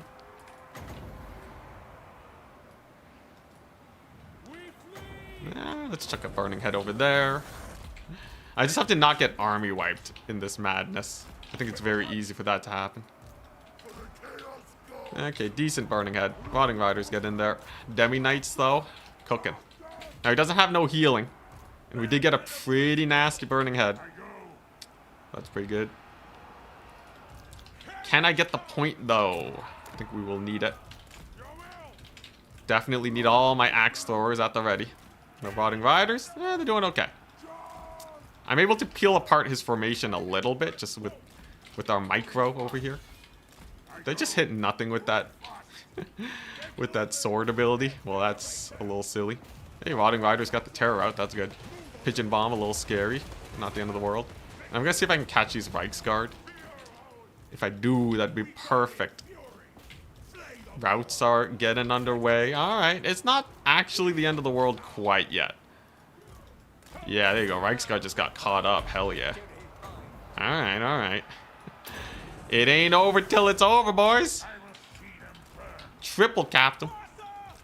Bit of a slower paced game, but I think we're doing alright. We have another bomb drop over here soon enough. I think I'll hit up those guys. And killing a free Reiksguard is huge. I think, honestly, he's misplaying a little bit. I just need to make use of that as much as possible. Wow, and he taps out. GG. Wow, alright. I think his build was way better than mine. I think his build was way better than mine, but he really misplayed the great swords. Because that was his win condition, right? I had nothing to actually win the frontline fight. But just like a few too many units were getting caught. The Shems was so annoying. I had nothing for that. Shems was super duper annoying. Oh man. Rotting Riders actually didn't trade well into the Demi Knights. I guess in a vacuum, these guys beat Rotting Riders. Little bit terrifying. Alright. But yeah, I think everyone's done. Yeah, that was the last match. Alright, so it's going to be me versus... So Martin, unfortunately, did not qualify. Benchu actually didn't get 3 wins, so they don't qualify. So it's actually me versus Turtles Army again. And Opal Bear versus Charix. Okay. Anticity. Dang, alright.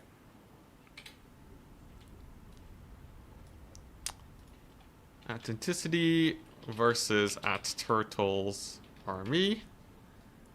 And then it's going to be Opal Bear versus Charix. Yeah. And at Opal Bear versus at Charix. Had to skip 2 people for not having 3 or more wins, which is required for qualifying. Okay. Let's face Turtles Army again. More greenskin abuse. It continues. Yeah, I think the horsemen were okay. Honestly, the build is kind of scary though. Like, they're just constantly kiting you and you can't dive them. Unless you get a unit that can kill great swords, it's really sus. I wonder, what is the chaos answer to great swords?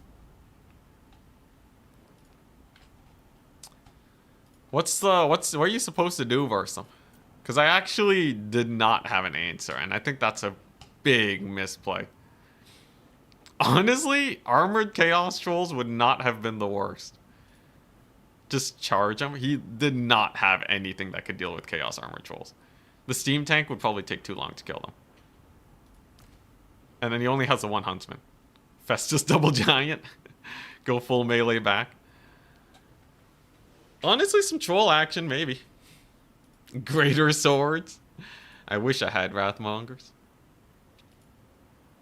Yeah, trolls are pretty fun to just be able to break armored elite infantry. Festus is not bad, but he's asking to get murdered. Yo.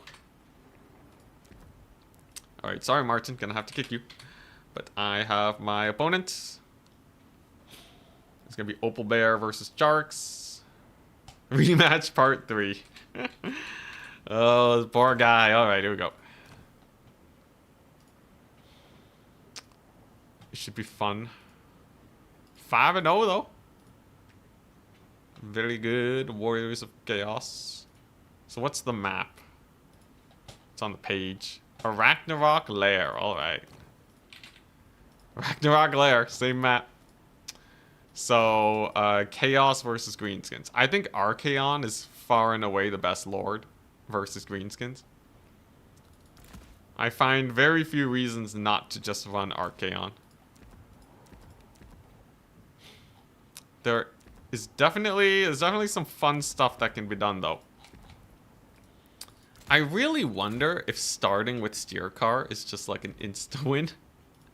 If he has the wrong build. He's so expensive though that it really makes me feel like he could just be an instant loss if I'm not careful. Gonna bring the Rogue Idol. Holy moly.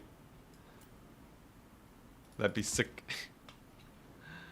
Don't armored great weapons beat great swords? I forget. Great swords got so many buffs over the years.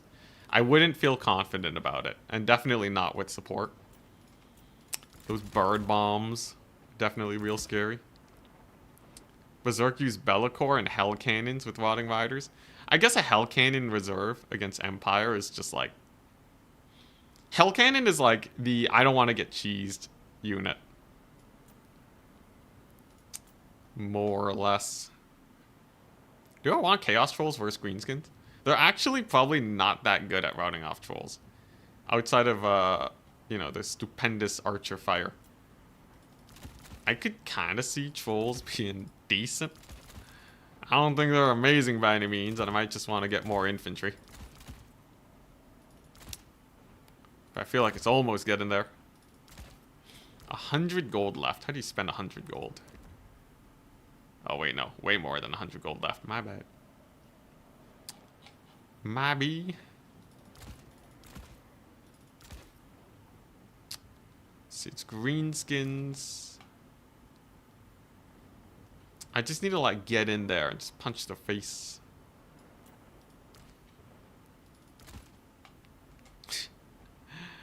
Okay, can this build even beat Blackworks? Okay, now it can beat Blackworks. This one is a weird one, though. I'm not gonna lie, guys. This build's kind of strange. I don't know if this is even a good one per se. But we're gonna see. We're gonna see. Maybe Turtle's army just completely annihilates me here. Grazes swords. Let's see here. Obviously we want the Hell Cannon, right? The Hell Cannon has not failed me yet. Yeah, how do I feel about this? There's definitely a lot of fun shenanigans here. 5-0. I'm gonna have a little record here.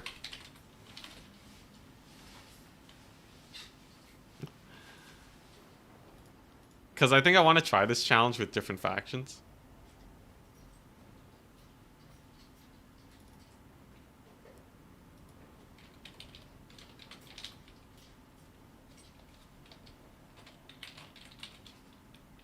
Let's see here. I'll just do record.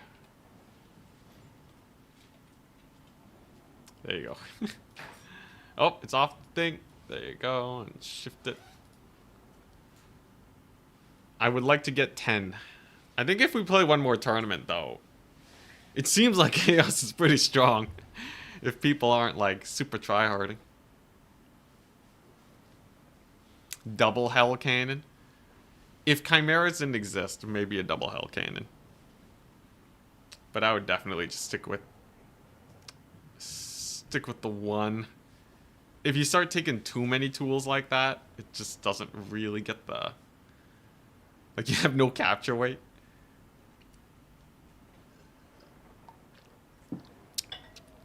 Just use the same build versus turtles. Yep.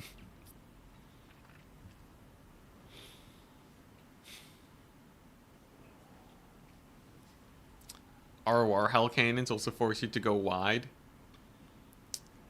It shouldn't. It shouldn't. Unless you're, like, blobbing up your units. Which you should never do. The Hell Cannon... It doesn't hit more than one unit at a time. Warriors of Chaos and Beastmen each so good from the Chaos DLC.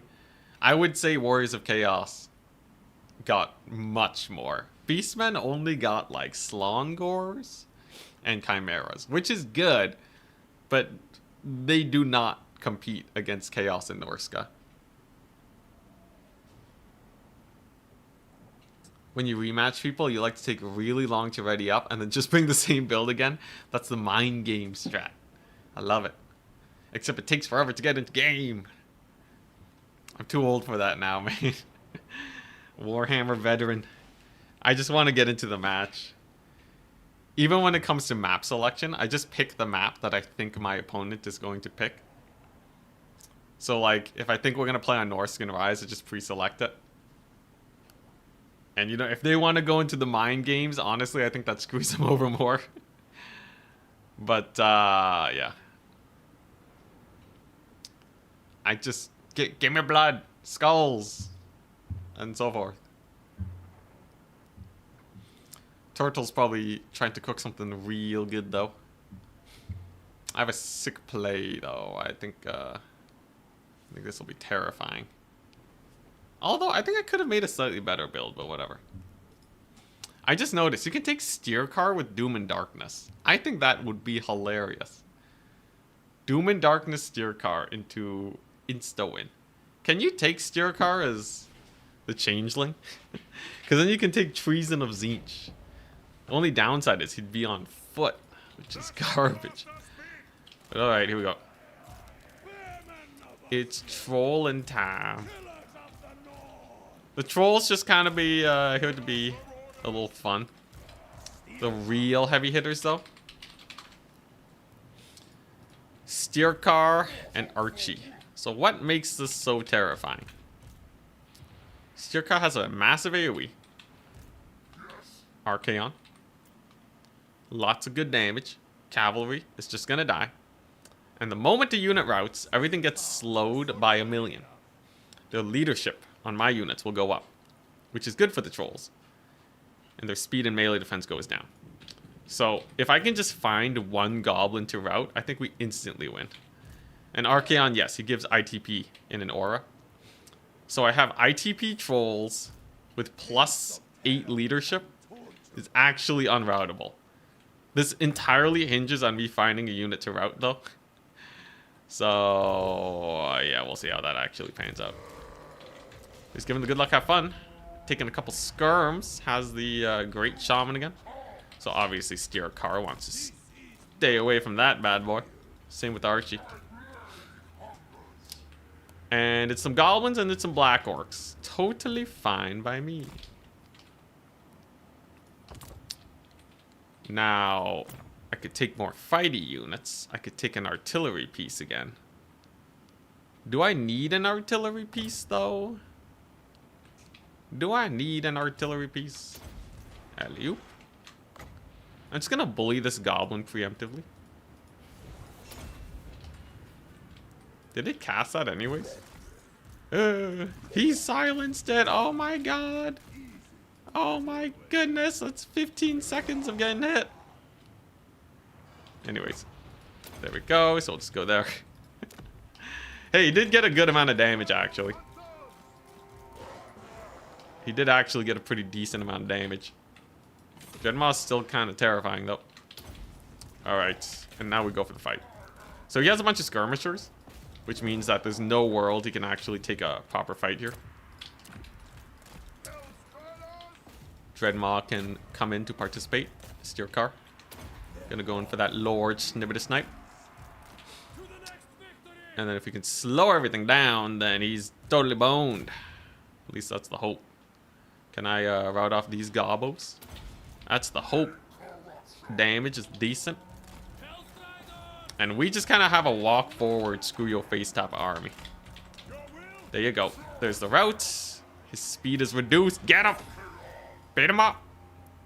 Couple orc boy cavalry here. Not exactly terrifying. And if his lord can't escape, it's pretty over. That's the idea. He has 34 speed. Salty Scarab, hello. Welcome to the show. Thank you very much for the raid. We're here just bullying greenskins for days today. Jeez Louise, these guys do not let up. The damage here is through the roof. Steer Card 2 can use his little blast ability to buy some space and slow him down more.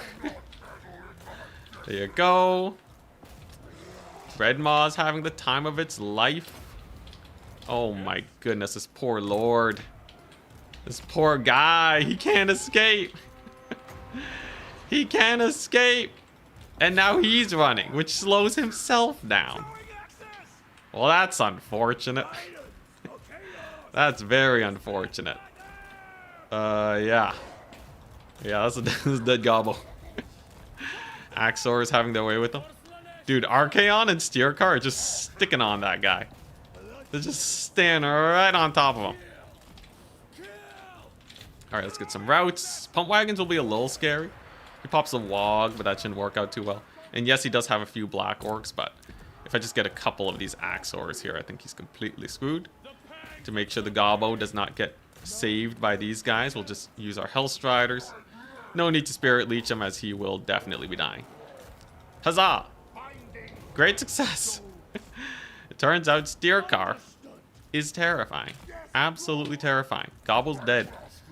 Poor guy. What a bloody massacre. Alright, well, time to clean up the rest. Of course, yeah, the slows from Steer Car. It did get nerfed. The rule of thumb, guys, if CA nerfs something, they often tend to under-nerf things. So it can often be a good idea to just keep playing the same thing. And you'll be totally fine. Position an Overcast there just so he can't dodge. It's not really magic efficient, but I just want to close out the game. So we'll do it like that. GG. Great success. Greatest success. So that's the Steer Car screw your face build. That was fast. Dreadmaw was terrifying. That's the problem with bringing. That's the problem with bringing goblins against Slaanesh or Warriors of Chaos. They don't have to bring Steer Car, but the threat of him is definitely pretty scary because it can just be an auto loss. And especially because he has a great shaman to try and counter the Dreadmaw, He just has a big fat target that's waiting to die. 500 value's atrocious. This guy costs like 2,000 something. So, yeah, that's pretty bad. Know when done. Cav start an archer call in. I think having the skirmishers is really bad for him.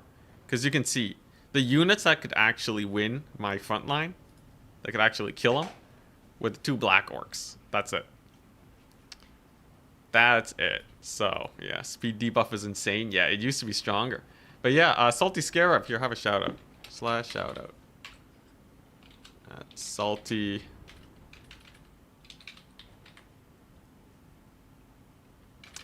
The Salty Scarab. There we go. I should definitely check out your channel at some point. But yeah, geez, Archaon though. He was landing some crazy hits on that poor shaman. Brood horrors need a minor nerf to make them good.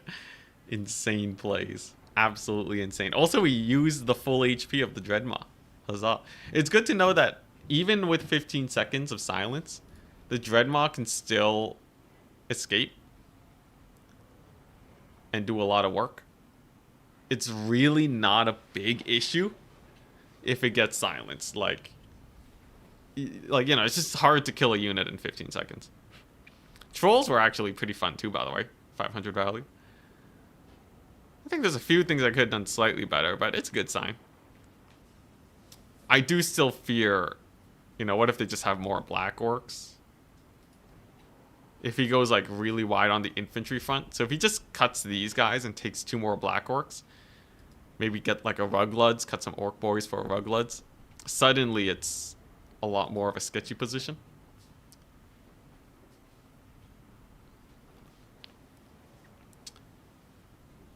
Shades. Okay, yeah, if there's shades, the silence will be good. Greenskins don't have that deeps, though. Unless you have, like, 2 Black Orc big bosses waiting and ready. Some characters can constantly reapply silence, yes. But they all tend to be more expensive than the Dreadmaw. So, if you think about it, right? If I just leave the Dreadmaw burrowed, are they countering me or am I countering them?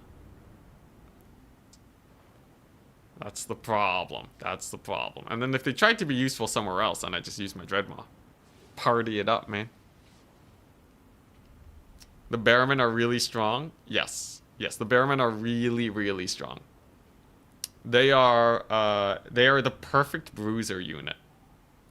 Cheap. Decent damage. Incredibly high HP and shields. They will just sit there and grind. If they're in a losing fight, they'll sit there for 50 years and waste the time of that expensive unit. If it's a cheap unit, they'll slowly grind their faces down and come out on top with good value trading. If there's a skirmisher shooting at them, their high HP and shields means they can just sit there. Sit there and party it up. They don't care. Battle Pilgrims beat Bearmen. That is actually pretty surprising. It comes down to the sitting and grinding though, right? Like, Battle Pilgrims beat Bearmen until anything affects the Battle Pilgrims. Like a burning head. And you have so much time to get that up. Unless you kill Bearmen quickly, in which case that's a different story. Was that Archaon on foot? No, he was on a horse. Anything else I need to check here? Oh, he had the Swamp Things. Good to see. I swear, the pump wagons are so scary. I think if you can somehow get cavalry dominance, the pump wagons absolutely cook. With really good micro, you can get a lot of work done, but they're very hard to micro. I personally am not a great pump wagoner. I think Charx is much better. Can't wait for Bearmen to get hit by the Nerf bat. I think they have it coming. Bearmen are pretty top tier. I would say, but you know, if Battle Pilgrims beat them, let's nerf Battle Pilgrims too. Kidding. Kidding, Pope Patty. I would never. But, yeah, I think, like, in this price range, I think Bearmen and Dryads are definitely standouts in terms of just being a teensy tooch too strong. Uh, Bearmen are cheaper than Battle Pilgrims by 25. That's barely anything.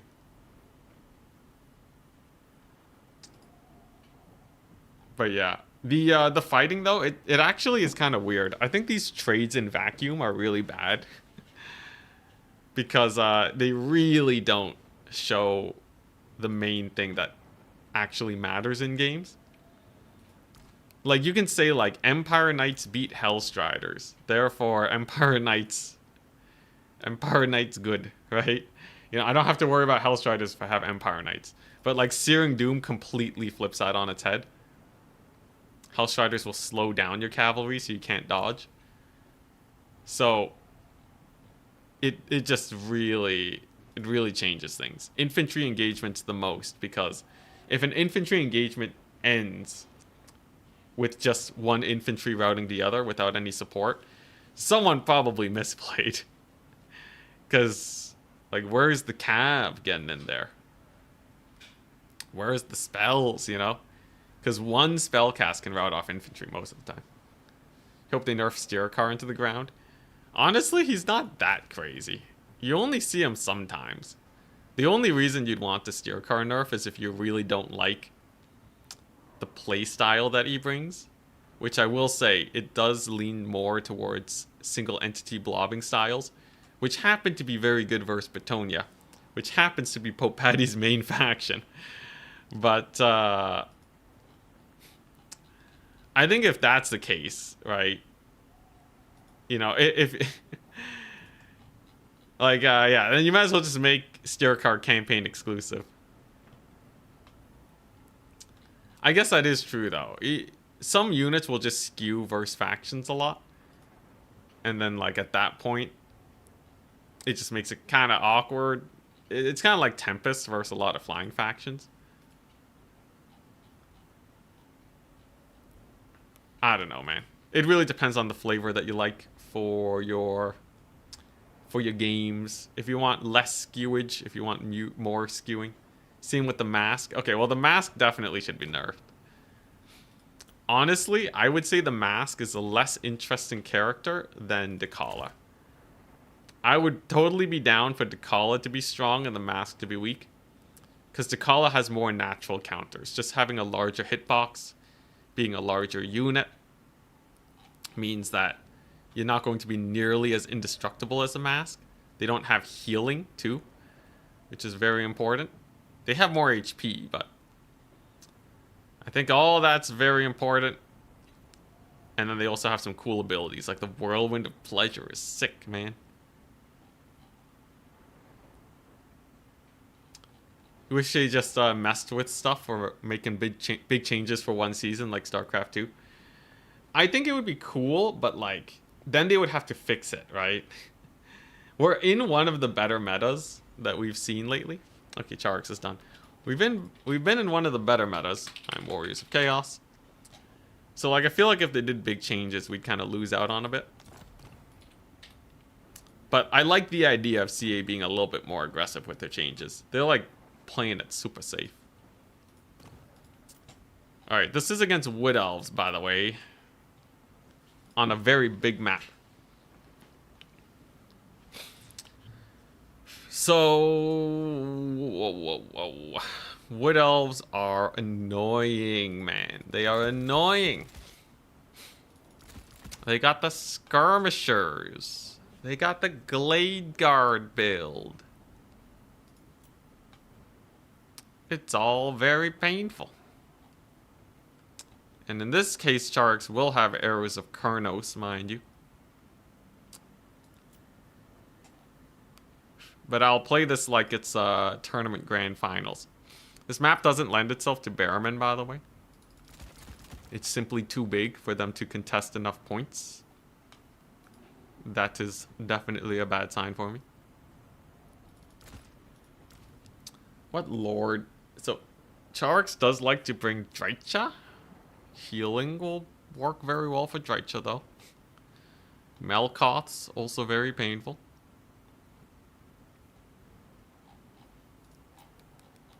Honestly, there's a lot to be worried about here. I think this is potentially we lose here.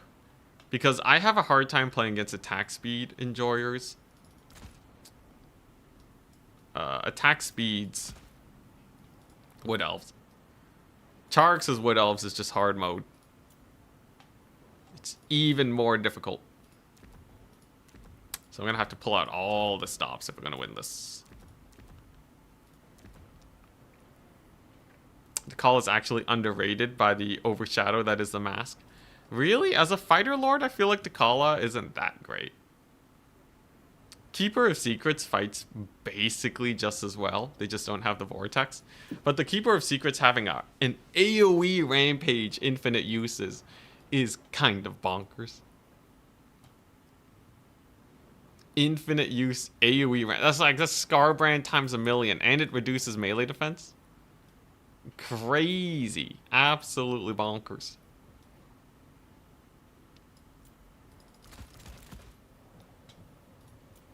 Ooh, okay, alright. This is an interesting build.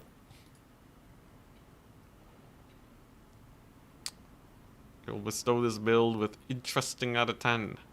There's a lot going on here that I think is okay.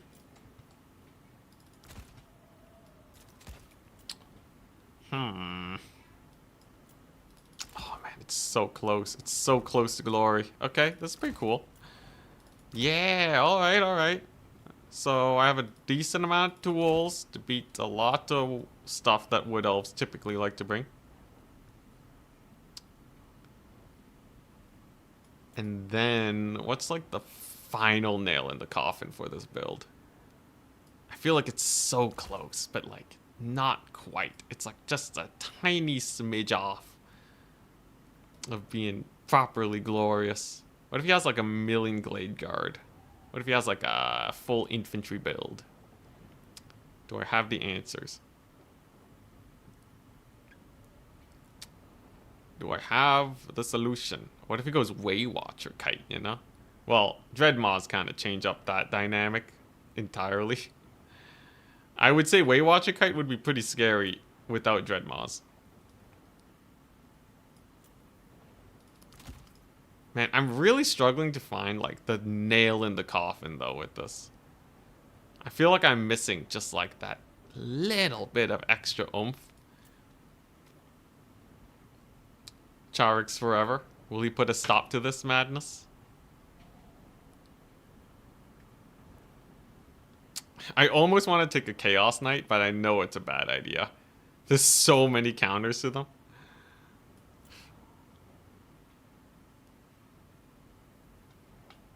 I could just take another one of these. It's so risky though. It's so risky though. Alright, this is hilarious.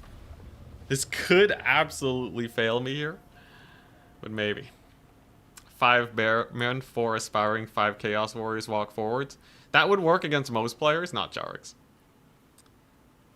On a map this big, it would not work versus Charax. On like a Ragnarok Lair, I think it would work with the Dreadmaw. But generally speaking, as players get better, they can increase their DPS to the point where these kind of stuff 'em up strategies just stop working entirely. Like, I would say like Nurgle, let's say, dumpsters most new players. Because they just don't know how to do damage fast enough. But like, yeah, getting your Waywatchers to shoot every 10 seconds, using your cavalry to their maximum potential, all of that. Skalndir's Cave, who picked this map pool? This is just the map pool that every other tournament organizer uses. Also, preset maps are way better. I know you might just be partially memeing, but actually though, preset maps is so good for tournaments. Because in the grand finals, Turn just picks a set map pool. You don't get map bans. So you have to know how to play factions on maps that are not entirely ideal. Obviously for the newer player who's just trying to learn, it's a little bit more painful, but presumably, if anyone wants to actually get to the grand finals, they should be ready. should be ready for weird maps. Some Tzeentch Chaos Knights. Man, I wish Tzeentch units were better. They should give them like a bigger barrier that regens slower? No, that just makes them Nurgle. How do you make the barrier not just like free HP, you know? They should make it regen faster, but make the barrier smaller. And as long as that doesn't lead into infinite amounts of people kiting each other with Tzeentch barrier regen, I think that could be fun. Anyways, here's the build. I'm actually going to play Forest side with this Forsaken unit. And I'm just going to rely on my Horseman micro to hard carry. I think that's the only way we realistically win this. I have to be super careful that Way Watchers and the like don't blast my face at the beginning of the match. Make magic attacks bypass barrier. Hell yeah, I like that. Just make it a physical barrier. I think that's cool. Sisters of Thorn. Alright. Oh, I know it. Yeesh. Okay, that was a nasty volley. He did play his hand kind of early, though. And thankfully, for my quick-witted micro, we were able to not immediately die. Thank goodness. Dreadmaw can definitely do some spotting. Yeah, I knew we would have something like that. It's too tempting not to. Is that a Hawkeyes of Jakira? It is. Alright, so this is definitely a Hell Cannon type of thing. But he has his little caster here. He has some spell casting action. Now I am able to get a double cap here. That's good. But what are you going to summon in? What are you doing? Caster, unfortunately, is miles away, but you can kind of participate soon enough. Just have to be a little careful about all these here skirmishers. Look at that Stealth Lord. She wants to pull off some shenanigans, that's for sure. Okay, what's Charg's planning, though? What's he planning? He definitely has a lot of skirmishers here. What the Lord? What's she doing?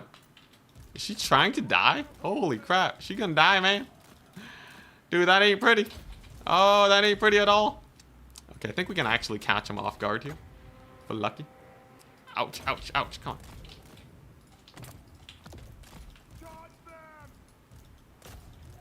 Whoop. Alright, I'm gonna see if I can kill all these guys. If I catch him out here now, it's a free win. No, Dreadmaw! No! I'm gonna lose it. Unless it's a miracle. Dreadmaw lives! Hell yeah! Alright. I just have to get in here. If I can just get on his face, then we're okay. Kill all the skirmishers. Kill all of them. Dreadmaw lived against all odds. Okay, hell yeah. Gonna get our horsemen in here. We're gonna get the sick burning head. Oh, it's gonna be tight though. I don't know if my guys just route off and die. But if I can kill all the skirmishers, I think it's already a pretty good position. I just need more dogs to get them. Alright, it ain't the end of the world. We're definitely getting some good damage in. Hellstriders have gone some work in. Oh, I was a little late with these guys, though. Same with the Dreadmaw. Come on, leadership, hold. Hold. Yeah, the routing is still going well, okay. I can use, yeah, the doggos to charge here, but no, they get stopped in their tracks, sadly. More dogs. More dogs. Okay, I'm just gonna unbar the Dreadmaw here and now. I was able to capture this point, that's good. And I will be able to get a Tormentor Sword here. Okay, yeah, there it is. Alright, that's decent. Ooh, run with the dogs. Well, there's Glade Riders. I think that's fine. Okay. I'm just going to chuck a burning head on these guys. Not the best fight in the world, honestly. Could have been slightly better, I'd say. But also not the end of the world. I think especially if I get a triple cap. And it kind of runs out of units. It ain't the worst. The Dreadmaw is still alive too, mind you. And if I spam Hellstriders, I might just be able to mop them up. Okay, there you go. Dreadmaw getting some good deeps. Oh, my Lord's taking some damage, though. Get that charge bonus to save his leadership. There you go. Okay, and the Dreadmaw can think about bullying these guys a little bit. Lord will live. That's a good sign. Okay, doggos are still alive too. Alright. And I do have a partial triple cap. I'll take that. We take those. Alright. It ain't too bad, actually. It ain't too bad. I think if I keep spamming dogs here, his Way Watchers will simply be overwhelmed. You know you don't like that. You know he really doesn't like the Dreadmaw. Alright, there we go. And then we're just going to force his cavalry into an awkward position. Because how can they possibly defend these Way Watchers now, right? Yeah, there we go. The convergence. The convergence. And that's going to pull his cavalry into an awkward situation. More dogs. Let there be more dogs. Oh, actually, he's kind of defending it. Never mind. Never mind. All right, pull away. Run away. It's fine. As long as I keep trading here, he's going to win by tickets. There's no way this man wins on victory tickets at this point. It's just a little too painful, right? I can keep using dogs to stall them out, but I think the trading's already done. I got enough damage on his guys where they're not really going to be able to cook. Whoop. Gotta dive on in over there. Gonna use this guy's Tormentor Sword ability to really bully him good. Very nice. This is Dreadmage. Bullying a couple of them. We still don't have a capture point. That's good for me. Very nice. I just have to keep my Lord alive. I'm actually kind of getting army wiped, though. That's not good. Though, I really wonder if he'll be able to capture the points in time. Okay, more dogs are here. Yeah, we'll see. He has one very elite cavalry unit here that I have to kind of be wary of. And he might actually catch my Lord. He's going to have to Burning Head to save his life. Yeesh. Oh, that ain't good. Ooh, that ain't good. I am suddenly out of units. Well, that's awkward.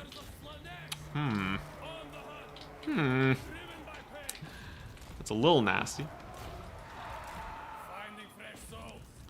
Should be able to rout these guys off, though. If my Lord can live, that's perfect, but I feel like he's just gonna shoot me to death.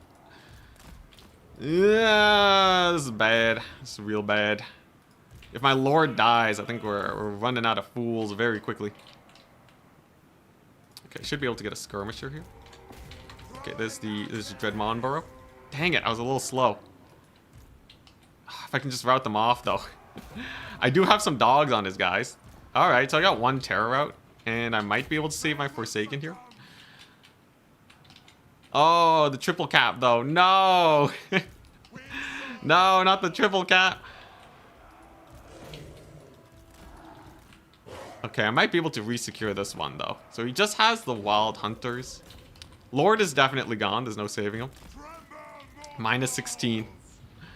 I'm going to try and make a play here on his cav.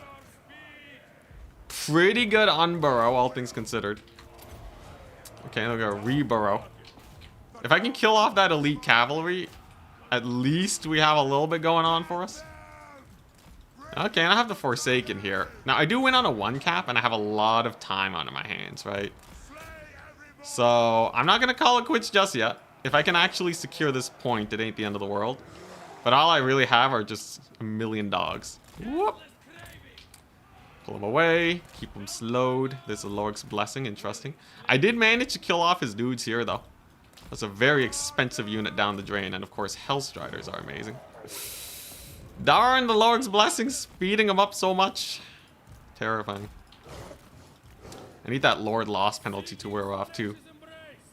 Glade Riders are coming on in. Gonna get a pretty decent little Dreadmaw explosion over there, though. Alright. I think if I take the time to uptrade a little bit, it's not impossible. He didn't capture the middle. Holy crap, he didn't capture the middle. Alright, we have a chance. If he doesn't notice that, for the next little while, I think we actually have a decent chance here. He does have this point, but that's a good sign. That's a very good sign. I can get more Hellstriders in. His Lord, no Dreadmaw for you. Another cavalry unit bites the dust.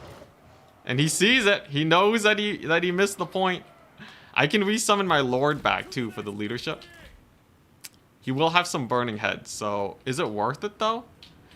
I could get more Hellstriders. Hellstriders already have a massive buff to their leadership just by killing so many guys. So I might just try farming that. How's the Dreadmaw doing? He's gonna need to relocate. Unfortunately, Dreadmaw's a little slow on that front. Ooh, I don't know if this fight's good for me though. I can kind of stall him from capturing it, but I don't know if the fight's good. So let's run. Ugh, fresh Sisters of Thorn really catching up my poor guys. Oh, we're gonna hold it though. Gonna barely hold the point. Okay. Very nice, very nice. I can just charge him in melee then. And then while he's distracted, we doggy cap. Now I still have to uptrade, but the Hellstriders are so good, they kind of already do that just fine. Huge route, okay. Amazing, amazing. Dreadmarge will get over here. Alright, alright. He still has Dryads on the far side, not doing much. Aw, yeah, alright. Doggy spam, get him. Hellstrider's doing pretty good. These ones are on the run. But I think we're gonna stall this point long enough for it to work out for us. And I'm just gonna need more Hellstriders here, right? That's it. Boom! Get stopped in your tracks. I hope he's not looking.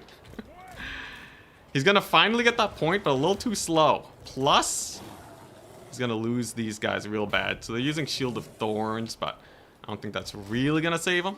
And if I keep spamming Hellstriders, I think we actually have a chance here. I will need a ludicrous number of Hellstriders though. Dreadmarge, however, doing pretty good. A little big explosion here. Could potentially get some work done. Another Hellstrider has arrived. Hellstriders for days.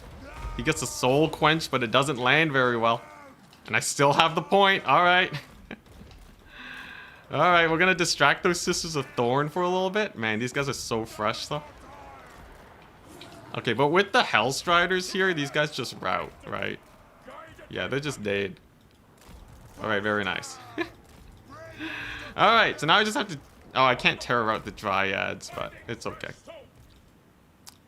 Whew. What a tussle, though. What an absolute tussle. So I'm gonna have to clear these Dryads one way or another. I should be able to just get a fat surround on them, though. I don't think they kill the Dreadmaw. And with all these dogs on top of them, surely they just die, right? Surely they just die. Just gonna try and get some deeps on the Dreadmarge. We're actually just gonna burrow this bad boy real quick. Oh, the leadership's actually hard carrying. That's not good. We're gonna need a bail. Gonna need to bail. It's okay. How fast can he capture this point anyways? I don't think he can capture this point very fast. You can see the fear too, right? He really doesn't want me to steal this middle point. But the thing is... Oh man, them barely not routing is actually hard carrying right now. Alright, I'm gonna use a Dreadmaw distract. More doggy strats, okay? More dogs and Hellstriders. We're gonna full rotate. Make it as annoying as possible so they can't capture this point. And then maybe just steal this one. The more Wild Riders he gets onto the battlefield, the worse it gets for me though. But yeah, now he's kind of stuck, right? Can you actually save the point or what? I don't know if we can. This one's gonna fall, and then I can just take this one. This takes a long time to capture because everything's so injured, right?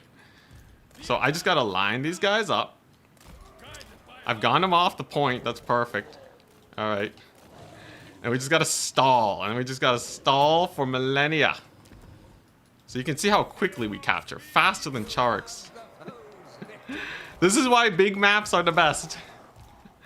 And then we steal this one. Because this one, he's not going to steal very quickly. He hasn't even taken this one back yet. And he's woefully unprepared to actually save this one. We got Strider on a lot of our guys. His Dryads are actually off the point, which might screw him over. Alright, here we go. So we're just going to pile on in. Gotta get ready for the dodge. Oh, whoops. Screwed it up. Okay, we're still in though. And I can stop these wild riders. Okay, I just have to save up money for this point. When we inevitably have to pile in there too. Come on, get the cap. Get the cap. Yes. Okay, we got the capture. That's all that matters. Get ready for the last dog play of the game. Here we go. So he must know that I want to go for this point, right? Unless I kind of play it like this point really matters for me. But it doesn't. Alright, here we go. One last play. One last back cap and we're good. If I can lure his forces off of this point while using the dogs to stall, I think that would be perfect. Come on. Don't give him an inch. Use the dogs, but don't actually attack. Just stall it. Because that's all we really need to do, right? Just stall it for all of forever. Gonna start getting some cav here. Oh, this is gonna be hella close. I think I actually have to de-summon these guys so that I can get enough money to hold this point. Because this one's gonna be a doozy. This one's gonna be an absolute doozy. I think we're gonna capture it though. I believe we're gonna capture it. I just have to tank for the dogs. They obviously can't afford to die here, right? And I have to hold it for 70 seconds. Yeah, and I just need a de-summon to get my guys here a bit faster. That should be the point. Oh my god, he routed the Hellstriders. He routed the poor Hellstriders, but I get it. Okay. Alright, I'll take it. 50 seconds is a long time, though. That's a really long time to try and hold this point. How desperate is he, though? How desperate? He summons a Dryad? That's pretty slow. So if I get a Hellstrider in here, it's probably okay. How's the leadership holding? Dogs have rallied, hell yeah. Hellstriders have rallied. Okay, he summoned a Dryad? That's really slow to get on the point. So I just have to stop him from capping. Kill all the capture weight. Hellstriders are good. Okay, more dogs. Can he bring in the capture weight? These guys are just gonna sit here. Okay. DPS is looking okay. 11 seconds. So I just gotta literally summon in whatever I can. Oh, we did it! Woo! Oh, we did it! Oh!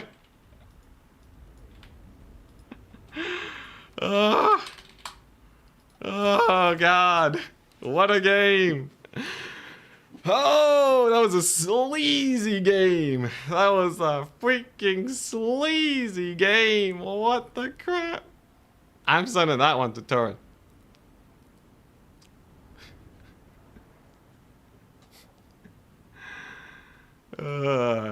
Oh my god.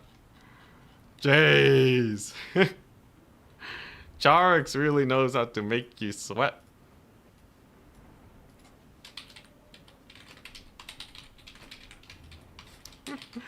Versus Wood Elves. Oh man. Well, this is our 7th win. Charix is definitely the GOAT. He's so terrifying. Say easy. Oh, GG, well played. God dang. Oh my god. Oh, Trizik, I can teach you how to, as ungodly haggard the points play. Dude, yeah, my early game wasn't perfect. A lot of his range units actually managed to live way longer than I wanted them to. Limit to 1 Dreadmaw definitely held me back. Honestly, if I just summoned the Hell Cannon, it probably would have been fine. Just get the caps and then just summon a Hell Cannon and sit back, relax for a bit. But I thought I saw an opportunity where I could spam dogs and maybe catch all of his guys. But the map's so big. It took me forever to get my dogs where I wanted them to. Jeez. Dude is Lord. Okay, she didn't get that much value, but she was healing up everything all game. This is a Thorn of Terrifying. Oh, how good dogs would have been if your Lord was present. Oh yeah, it would have been easy win. I just overextended with my Lord a little bit too much, but he was doing great. And he could have lived longer. You can avoid the Eagle Lord forever with them. Oh, man. And my hands are freezing. They're freezing. Alright, Trizik. If you want to, if you're still here. To give me the tournament win. So that it looks like I'm rigging things a bit less at least. You go to the leaderboard on Total Tavern, click my name. Click my name. And then right beside update tourney wins, just increase that number to 15 and then click the button. And that will increase my wins from 14 to 15. I'll just send you a message. Let me know when you update the tourney wins for me. And then before we call it a day for today, we have a fun mod to try out to unwind. It's going to be the 1 HP Empire mod. Yeah, that was a crazy match. Dude, Charix is bonkers, man. He's bonkers good. Now, like, you know, I could feel pretty good too because he's playing Wood Elves, another very strong faction. I would say Chaos versus Wood Elves is actually a fairly even fight nowadays. Maybe slightly more advantage for Chaos with the Dreadmaw. But they can make it really sketchy. You can make it sketchy on so many levels. Oh my gosh. Alright, let's see. Where's this mod? Ent 1 HP Challenge Mod Pack. Okay, let's see if this works. Thanks. Alright, Trizik updated the tournament wins. You secretly set it to 50 wins, right? No one will notice. Oh boy. Did Charix lose once in this tourney? Yes, he lost once earlier. I don't know where he lost to. I know greenskins are actually pretty good versus Wood Elves. But here, take a look. In the name of Magnus. So today we're not going to really grind it out. But I want to at least dip my toes and see what in the world this looks like. The Gremlin King. That was like fat gremlining, man. The only reason it worked is because my Hellstriders were so good. And the map was so big that I could summon dogs on the opposite ends of the maps. Dude, de-summoning my units to get anything on that point slightly faster was so sweaty, man. Yeah, just set my tournament wins to 1,000,000, Trizik. That would be great. No, it's 15. Set it to 15. All right, so this is the mod. As you can see, the forces of the Empire are a little bit worse for wear nowadays. They're not looking too hot. Is all I can say. You know, 120 HP on a unit of infantry means that each entity has 1. The minimum amount other than 0. So this is the challenge that I want to do. Because obviously, you can't just sit back in your base, because you will die, right? 120 stack immediately ends your entire campaign. So let's just see how this plays out.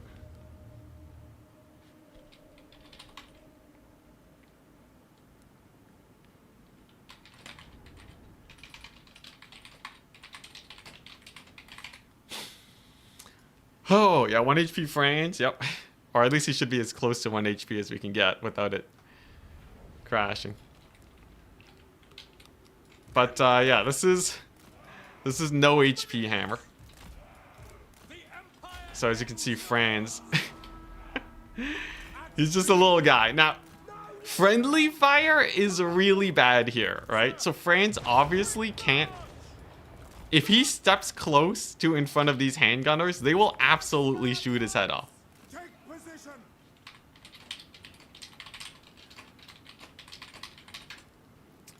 As you can see, our mortars firing in.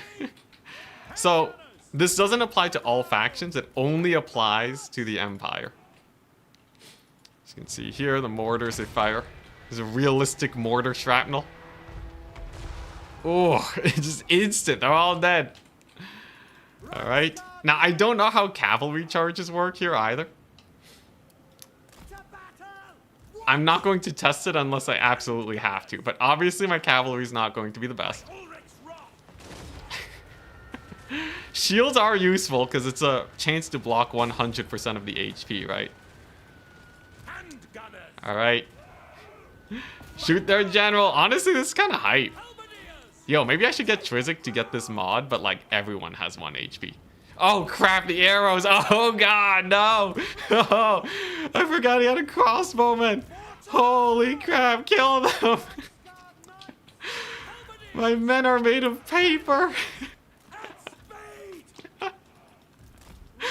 Oh, okay. All right. All right. I'm not used to this level of squishiness. Realism mod enabled. All right. Charge to your men. Charge to your deaths, men. Let's see how this goes.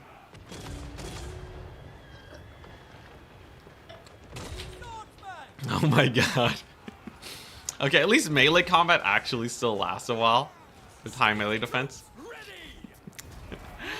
We did it! The rebels have been defeated at the cost of all of our Reichsguard. Oh, humanity. Alright, there we go. Legend of Total War here with a pretty interesting disaster campaign. It seems our forces are a bit worse for wear. Oh man, that was filthy. Okay, so obviously range is really good here. But like the moment I run into an actual non-Empire faction, we just die.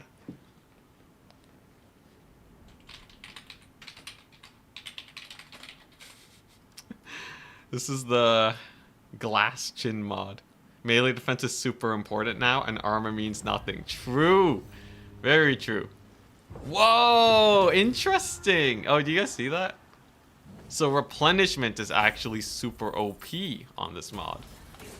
Because I guess replenishment is HP based. Yes, to unite the provinces. Amazing. We may live yet. You know what? Maybe leave that in. It gives me a shooting... Gives me a chance to just not lose instantly. What? Oh my god, that auto-resolve though. It does affect auto-resolve. So you can't auto-resolve any battles, but all of them are super sketchy anyways, so fair is fair. Oh my goodness. You know how normally the elector counts get dumpstered? Well, here's the thing. I need the elector counts to die. What do you think? Because I kind of want to kill them too, right? Like, the elector counts are free real estate. I need to kill them. And take their lanes and turn it into anything with ranged. Okay, I have a strat. So you see these fools, right? If I can hit them with my Reichsguard, my 54 HP Reichsguard, they will die. Mortar's still doing nothing because the AI is good at dodging. Oh crap! I forgot they outrange my guns. Frains, run for your life. Realistic Lord HP. This would be so fun without range units. I think it would be impossible. All right, keep running. Here's the thing, they're not ready for this. This cavalry charge is going to dumpster their faces. Don't you dare turn. Are they pivoting? Oh, we're gonna get Last Samurai. Bail.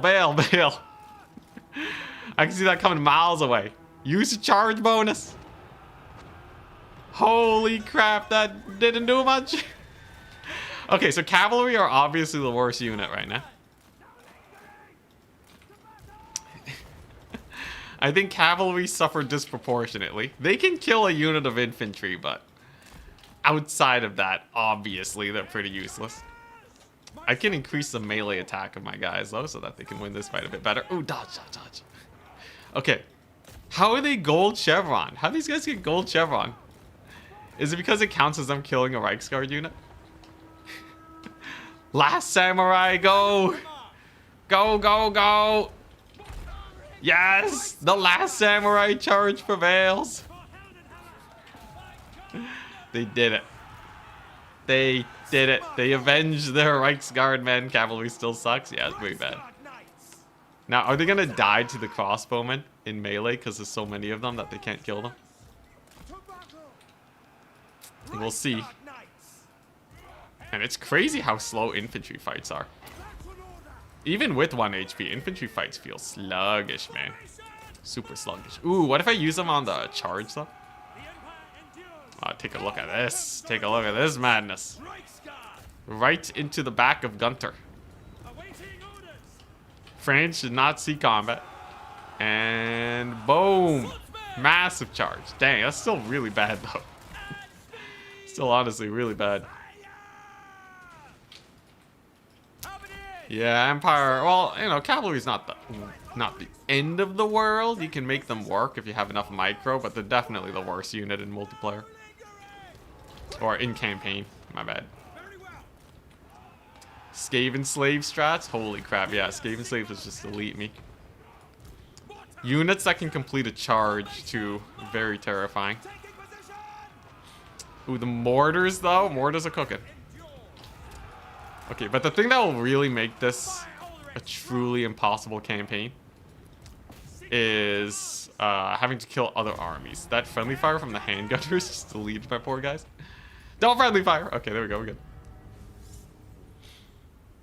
Skirmishers are really good. I think skirmishers are good, but if I bring war wagons, they will have 4 HP total. And I don't know if war wagons are prone to friendly firing themselves, but if they are, that'd be bad. Does this mean 90% of the time infantry just don't hit each other? Like that is actually true, right? If 2 units have the same melee attack and melee defense, their chance to hit is 35. So if you have 20 more melee defense than they have melee attack, they have a 15% chance to hit. Effectively nothing. Summon the Elector Council. Alright. So, there's some interesting strats we can do here, right? We could take Nuln, because they're gonna die, obviously. And then I can give it to the Vampire Counts, and then have them become my friend. Because obviously... Oh, hell yeah, Archers are sick. Obviously, if I don't get a unit with decent HP, we instantly lose, right? The Empire. Can I quick deal? Okay, yeah, there's like some quick deal shenanigans we can do for diplomacy. Be quick before my letters share. Ready. Yes. Yeah, so like there's a few things we can do here. Mistress of Art. But I kind of have to ally someone that can actually take a fight. Won't attrition be super bad? There's a camp stance for that. You're right, though. You're right. Okay, yeah, and Pistoliers are probably my first unit that will be able to do anything here, right? As is my right by Sigmar's crown. Okay, alright. Commandment available. We got Helmgart, which will die immediately.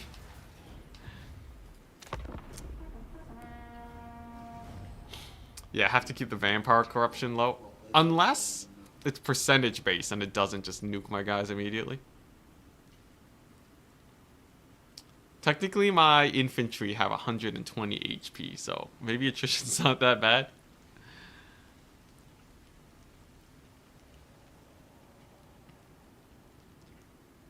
Immunity to losing models. Oh, that's funny. I don't know if they still get one shot though. I don't know if that if the code's buggy. Interesting. We got a Vizard. Okay. So here, I think that like when we actually do this as a proper run, I think I actually have to attack Nolan. Idiotic. Yeah, I have to attack Nolan. And then I have to give it to the Vampire Counts. And I need them to become my allies. What lore is behind the 1 HP Empire? I think it would make for a sick title and thumbnail. This is beautiful content. Wood elves must be terrifying. It's actually the Vampire Coast. There was some discussion on it earlier. But the Lore of the Deep's passive does damage to your entire army. So you know what that means, right? Yeah. Everyone dies when they cast one spell. That is slightly problematic. Siege battles are interesting. Playing Chaos until I lose. Yeah, this is the post-tournament stream. We did not lose with Chaos yet. We actually beat Charix with them. Pretty fun. Ouch. Ouch. Okay, maybe we don't go that way. Is there a blind spot? Wait, is there actually just a blind spot between these towers? Dude, that's so janky, man.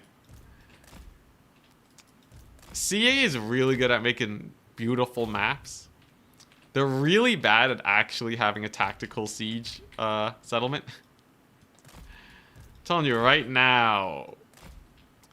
Man, when you have like history to look at, and it's like those beautiful star fort defenses that people make, there's like so many ways you can get a tactical advantage. And then here it's just like, yeah, we're gonna put a tower here, put a tower here. Job's done. If they have a Deeps caster, yeah, Deeps caster will be problematic. So the idea that I have is if we use enough cheese, well, first of all, we can just straight up avoid Vampire Coast. But realistically, the only way we win this is to have our allies absolutely clutch it out.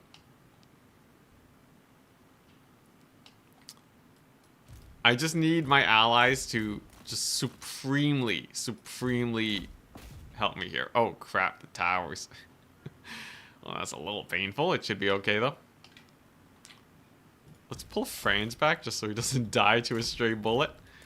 Which is historically accurate, by the way, but I still don't want that to happen. I should definitely shoot this tower. Almost a pacifist run. Well, I think I can still take some fights just by skirmishing really well. That's one of the things that I have planned here. Just like ultra mega skirmish. Okay, can we shoot this? No line of sight? No line of sight. Alright, that's fine. I do expect this to be impossible though. Yeesh.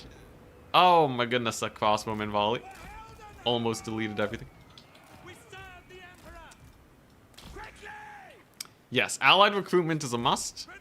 And building alliances. So I will not be sad at all doing settlement trading shenanigans. Jeez, what even hit me? What was that? But yeah, settlement trading shenanigans to get cool allied units. Kind of working my way from there. Obviously my lords and such won't be very useful, but potentially spellcasters can get a lot of work done. These guys really need to shoot. They're busy trying to form up. Come on, shoot them. What's hitting me? Oh my god, those crossbowmen have extra range. Well, thank goodness they're low on HP. But I definitely have to kill them. Because each volley's killing like a dozen men. Okay, this ain't going too bad. Oh, thank goodness we also deal a lot of damage. Gotrek and Ulrika have health. I think they haven't had their health changed yet, but I don't even know if I can do that quest battle. Honestly though, I'm pretty sure this challenge does need every faction to be at 1 HP. Otherwise, I believe it becomes far too impossible. I really do dread fighting the vampire counts with this. Like, we're talking I would have to play on easy difficulty to have a chance at all. I think legendary is just immediate death sentence. But no complaining just yet. We haven't died. Alright. Draw your swords. Charge them. On the charge, they'll actually be able to land some hits. Look at the meat grinder. Man, they're really not hitting each other very well, are they? What's with their garbage melee stats? Lore accurate Gotrek. Yeah, just have everyone at 1 HP except for Gotrek. Just watch him shred everybody. Okay, nice. Not too bad. We're alive. I'll take that. Alright. And then we just form ranks, blast them. I just gotta start working my way to my first capture point here. Jeez, oh my gosh. Come on, return fire, man. Return fire, save your handgunners. You think of large units with 2 HP? Funny, it's funny for sure. How's Franz doing? He's doing alright.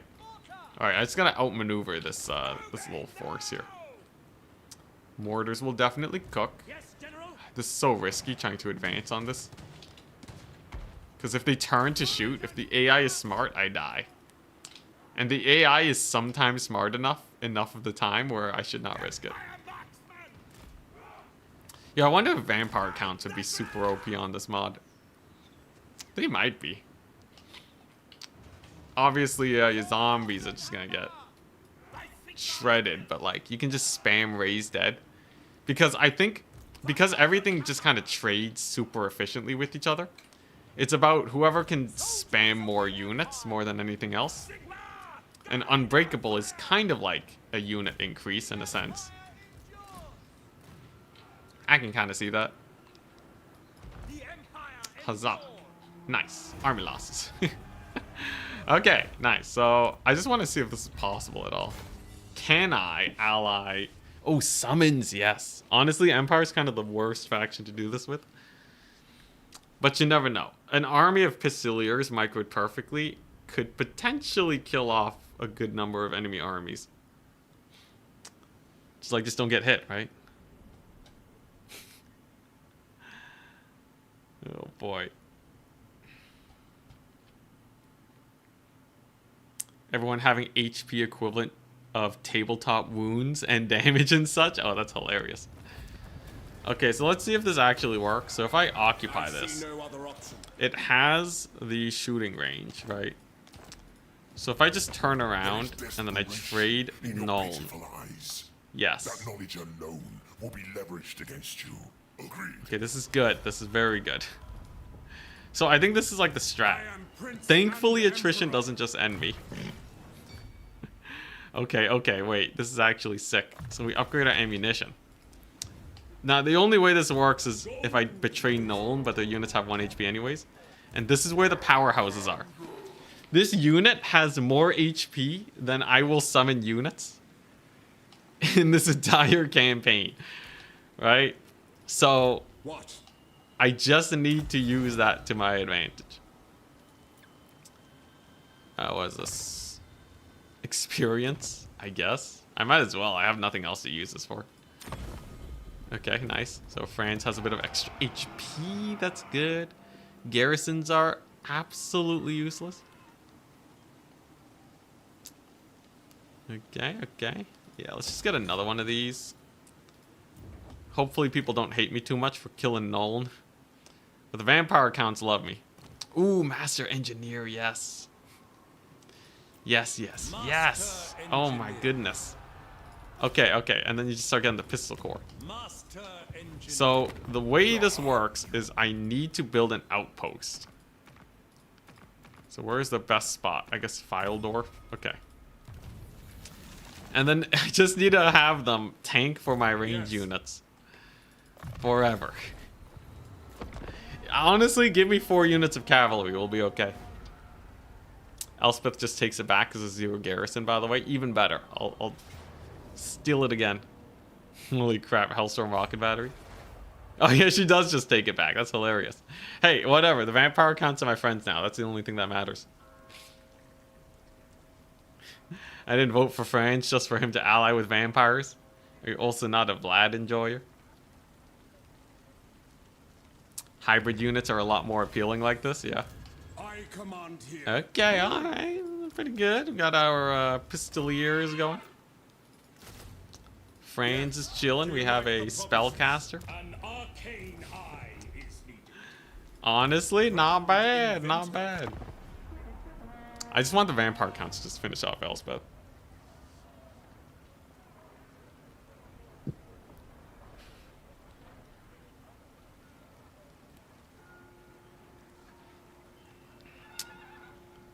Let's see. I kind of wonder though. Sometimes you can get armies where you take 0 losses if you just spam a million range units. I could potentially do that too. But to actually get that doom stack going, I think it would be a little, it'd be a little much. Did they change this picture? Why does this look different? Am I going crazy, guys? Is this picture different? Oh, they added some extra stuff. Okay, no, this was reworked a while ago. Okay. There's also another crazy thing that's freaking me out. It's the lore of... Yeah, Gust of True Flight. They changed this picture, right? Gust of True Flight didn't look like this before? I could swear it looked different. Somebody please tell me I'm not going insane. But you can even see, it looks different than these, right? It don't, like, the blue is not the same blue. 1000% it's different, alright. You can steal Elspeth's artillery. Ooh, that's a good idea. Summon the Elector Counts. Looks different? Thank goodness. Thank goodness. Alright, nice. So I can start getting Outriders, which are perfect for this. And then I can start getting War Wagons. Okay, yeah, I think this is actually a campaign that is winnable. I will have to play very, very well and get some ludicrous alliances. But if I can get some melee cavalry on the vampire counts, I think this is actually doable. Like I said, though, today's not the day we're going to be playing campaign. But it's not like Boris has instantly died, right? If anything, maybe I kill Boris and ally with the Beastmen. Just go full evil frames. Maybe it looks different because no one took the spell ever.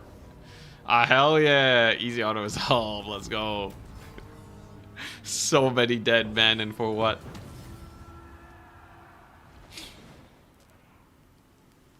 Honestly, it would be really funny just to see how long we can live in this campaign.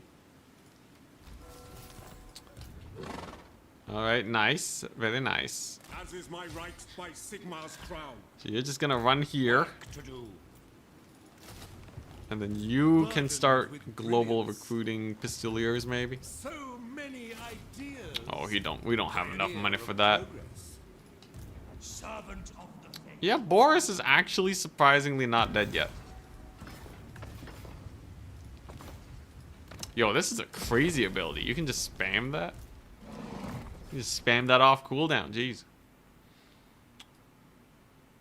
This yellow line for Frains is useless now. I think you could actually do this with Gelt, though. I'm not going to lie. Gelt has a lot of good allies. Gelt has a ton of really good allies and infinite magic abuse. So I could totally see that. Crushing face. Ah, hell yeah. Outpost is already done? Bro. Broski. Oh my god. I can get a direwolf unit. Holy crap. This one dog can solo Boris's entire army. Wait, I want to do that real quick. Before we call it a day, I want to use one direwolf. Yeah, I think this is how you beat it. Oh my gosh, this is actually the most fun mod ever. Why 2 pistol buildings? Because it's really easy to lose a settlement. With this mod, I am one flock of doom away from losing my entire empire, okay? You need contingencies. Okay. A quest. A quest? Quest battles are impossible right now. Actually impossible, but also not useful, so it's okay. Okay, so in theory, Civil War time. All right, here we go. Wait, what? A poor outlook indeed. No, what do you mean? Screw you, Vampire Count, screw you. He grows. I can tell. What do you mean? Thinking to bargain. Get back here. I will. They left me. They left me for nothing. All right, that's important to note for future. They broke the alliance. Dude, we had everything. All right, back over here. Okay, so I have to be super careful about that. At the very least, though, killing the Empire is pretty simple. We'll just show that off and I'll call it a day. Reload and don't invite them to the war. Oh yeah, you can choose not to do that. That's true. Trust the vampires. Yeah, if I just never invite them to war, I think it's fine. This is definitely a winnable campaign.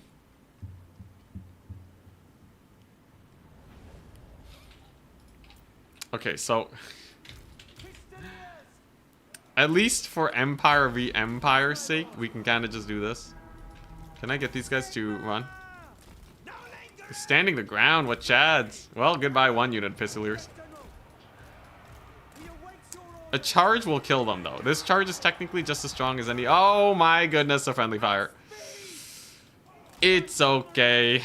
Just but a flesh wound. Honestly, the funny thing is Pistoliers, their melee attack and charge bonus is so garbage that even on the charge, they're not actually really landing hits on these guys. It's okay, though. They'll kill them eventually. Oh, did I just friendly fire these guys? I forgot. That's the other thing about Pistoliers. If you don't control them just right, they'll friendly fire each other into oblivion. Ooh, yes. If I can spam a 20 stack of Hawkland long rifles, I think that's probably enough to kill most AI armies, right? Just really get that efficient shooting. Okay, yeah, I think this campaign is, weirdly enough, I think with Settlement Cheese, you can actually win this challenge. It will be very uphill, but I think this is actually not impossible. So I can do this on days when I don't have tournaments going on. Oh boy. Death Runners. Yeah, obviously stealth units are annoying, but yeah. Not bad. And especially, I can super expand my empire by getting 1 dog unit and using that to kill every single empire faction. What? And then just farming allies like no tomorrow. Not bad. Not bad. Honestly, this almost looks like a normal empire campaign minus this. Minus this janky alliance. Will they like each other if I'm... No. Alright, well anyways. I think that's it for me today. What's the stipulation? My units have 1 HP. Is the challenge. But yeah. I will try this challenge at a later date. I think it will be hilarious. To all of you guys, I hope you have a wonderful rest of your day. Let me just check to see if there's anyone that we can raid, perhaps. I haven't done a raid in a really long time. Whoa, Dimmy G is playing? Dang, Dimmy G, holy crap. Sure, let's raid Dimmy G. Why not? I've seen them around fairly often. I haven't actually watched their content, but might as well, right? Show them some love, guys. Show them some love. I don't know if they're streaming on YouTube, so here's this link. And I will see you all another time. Peace.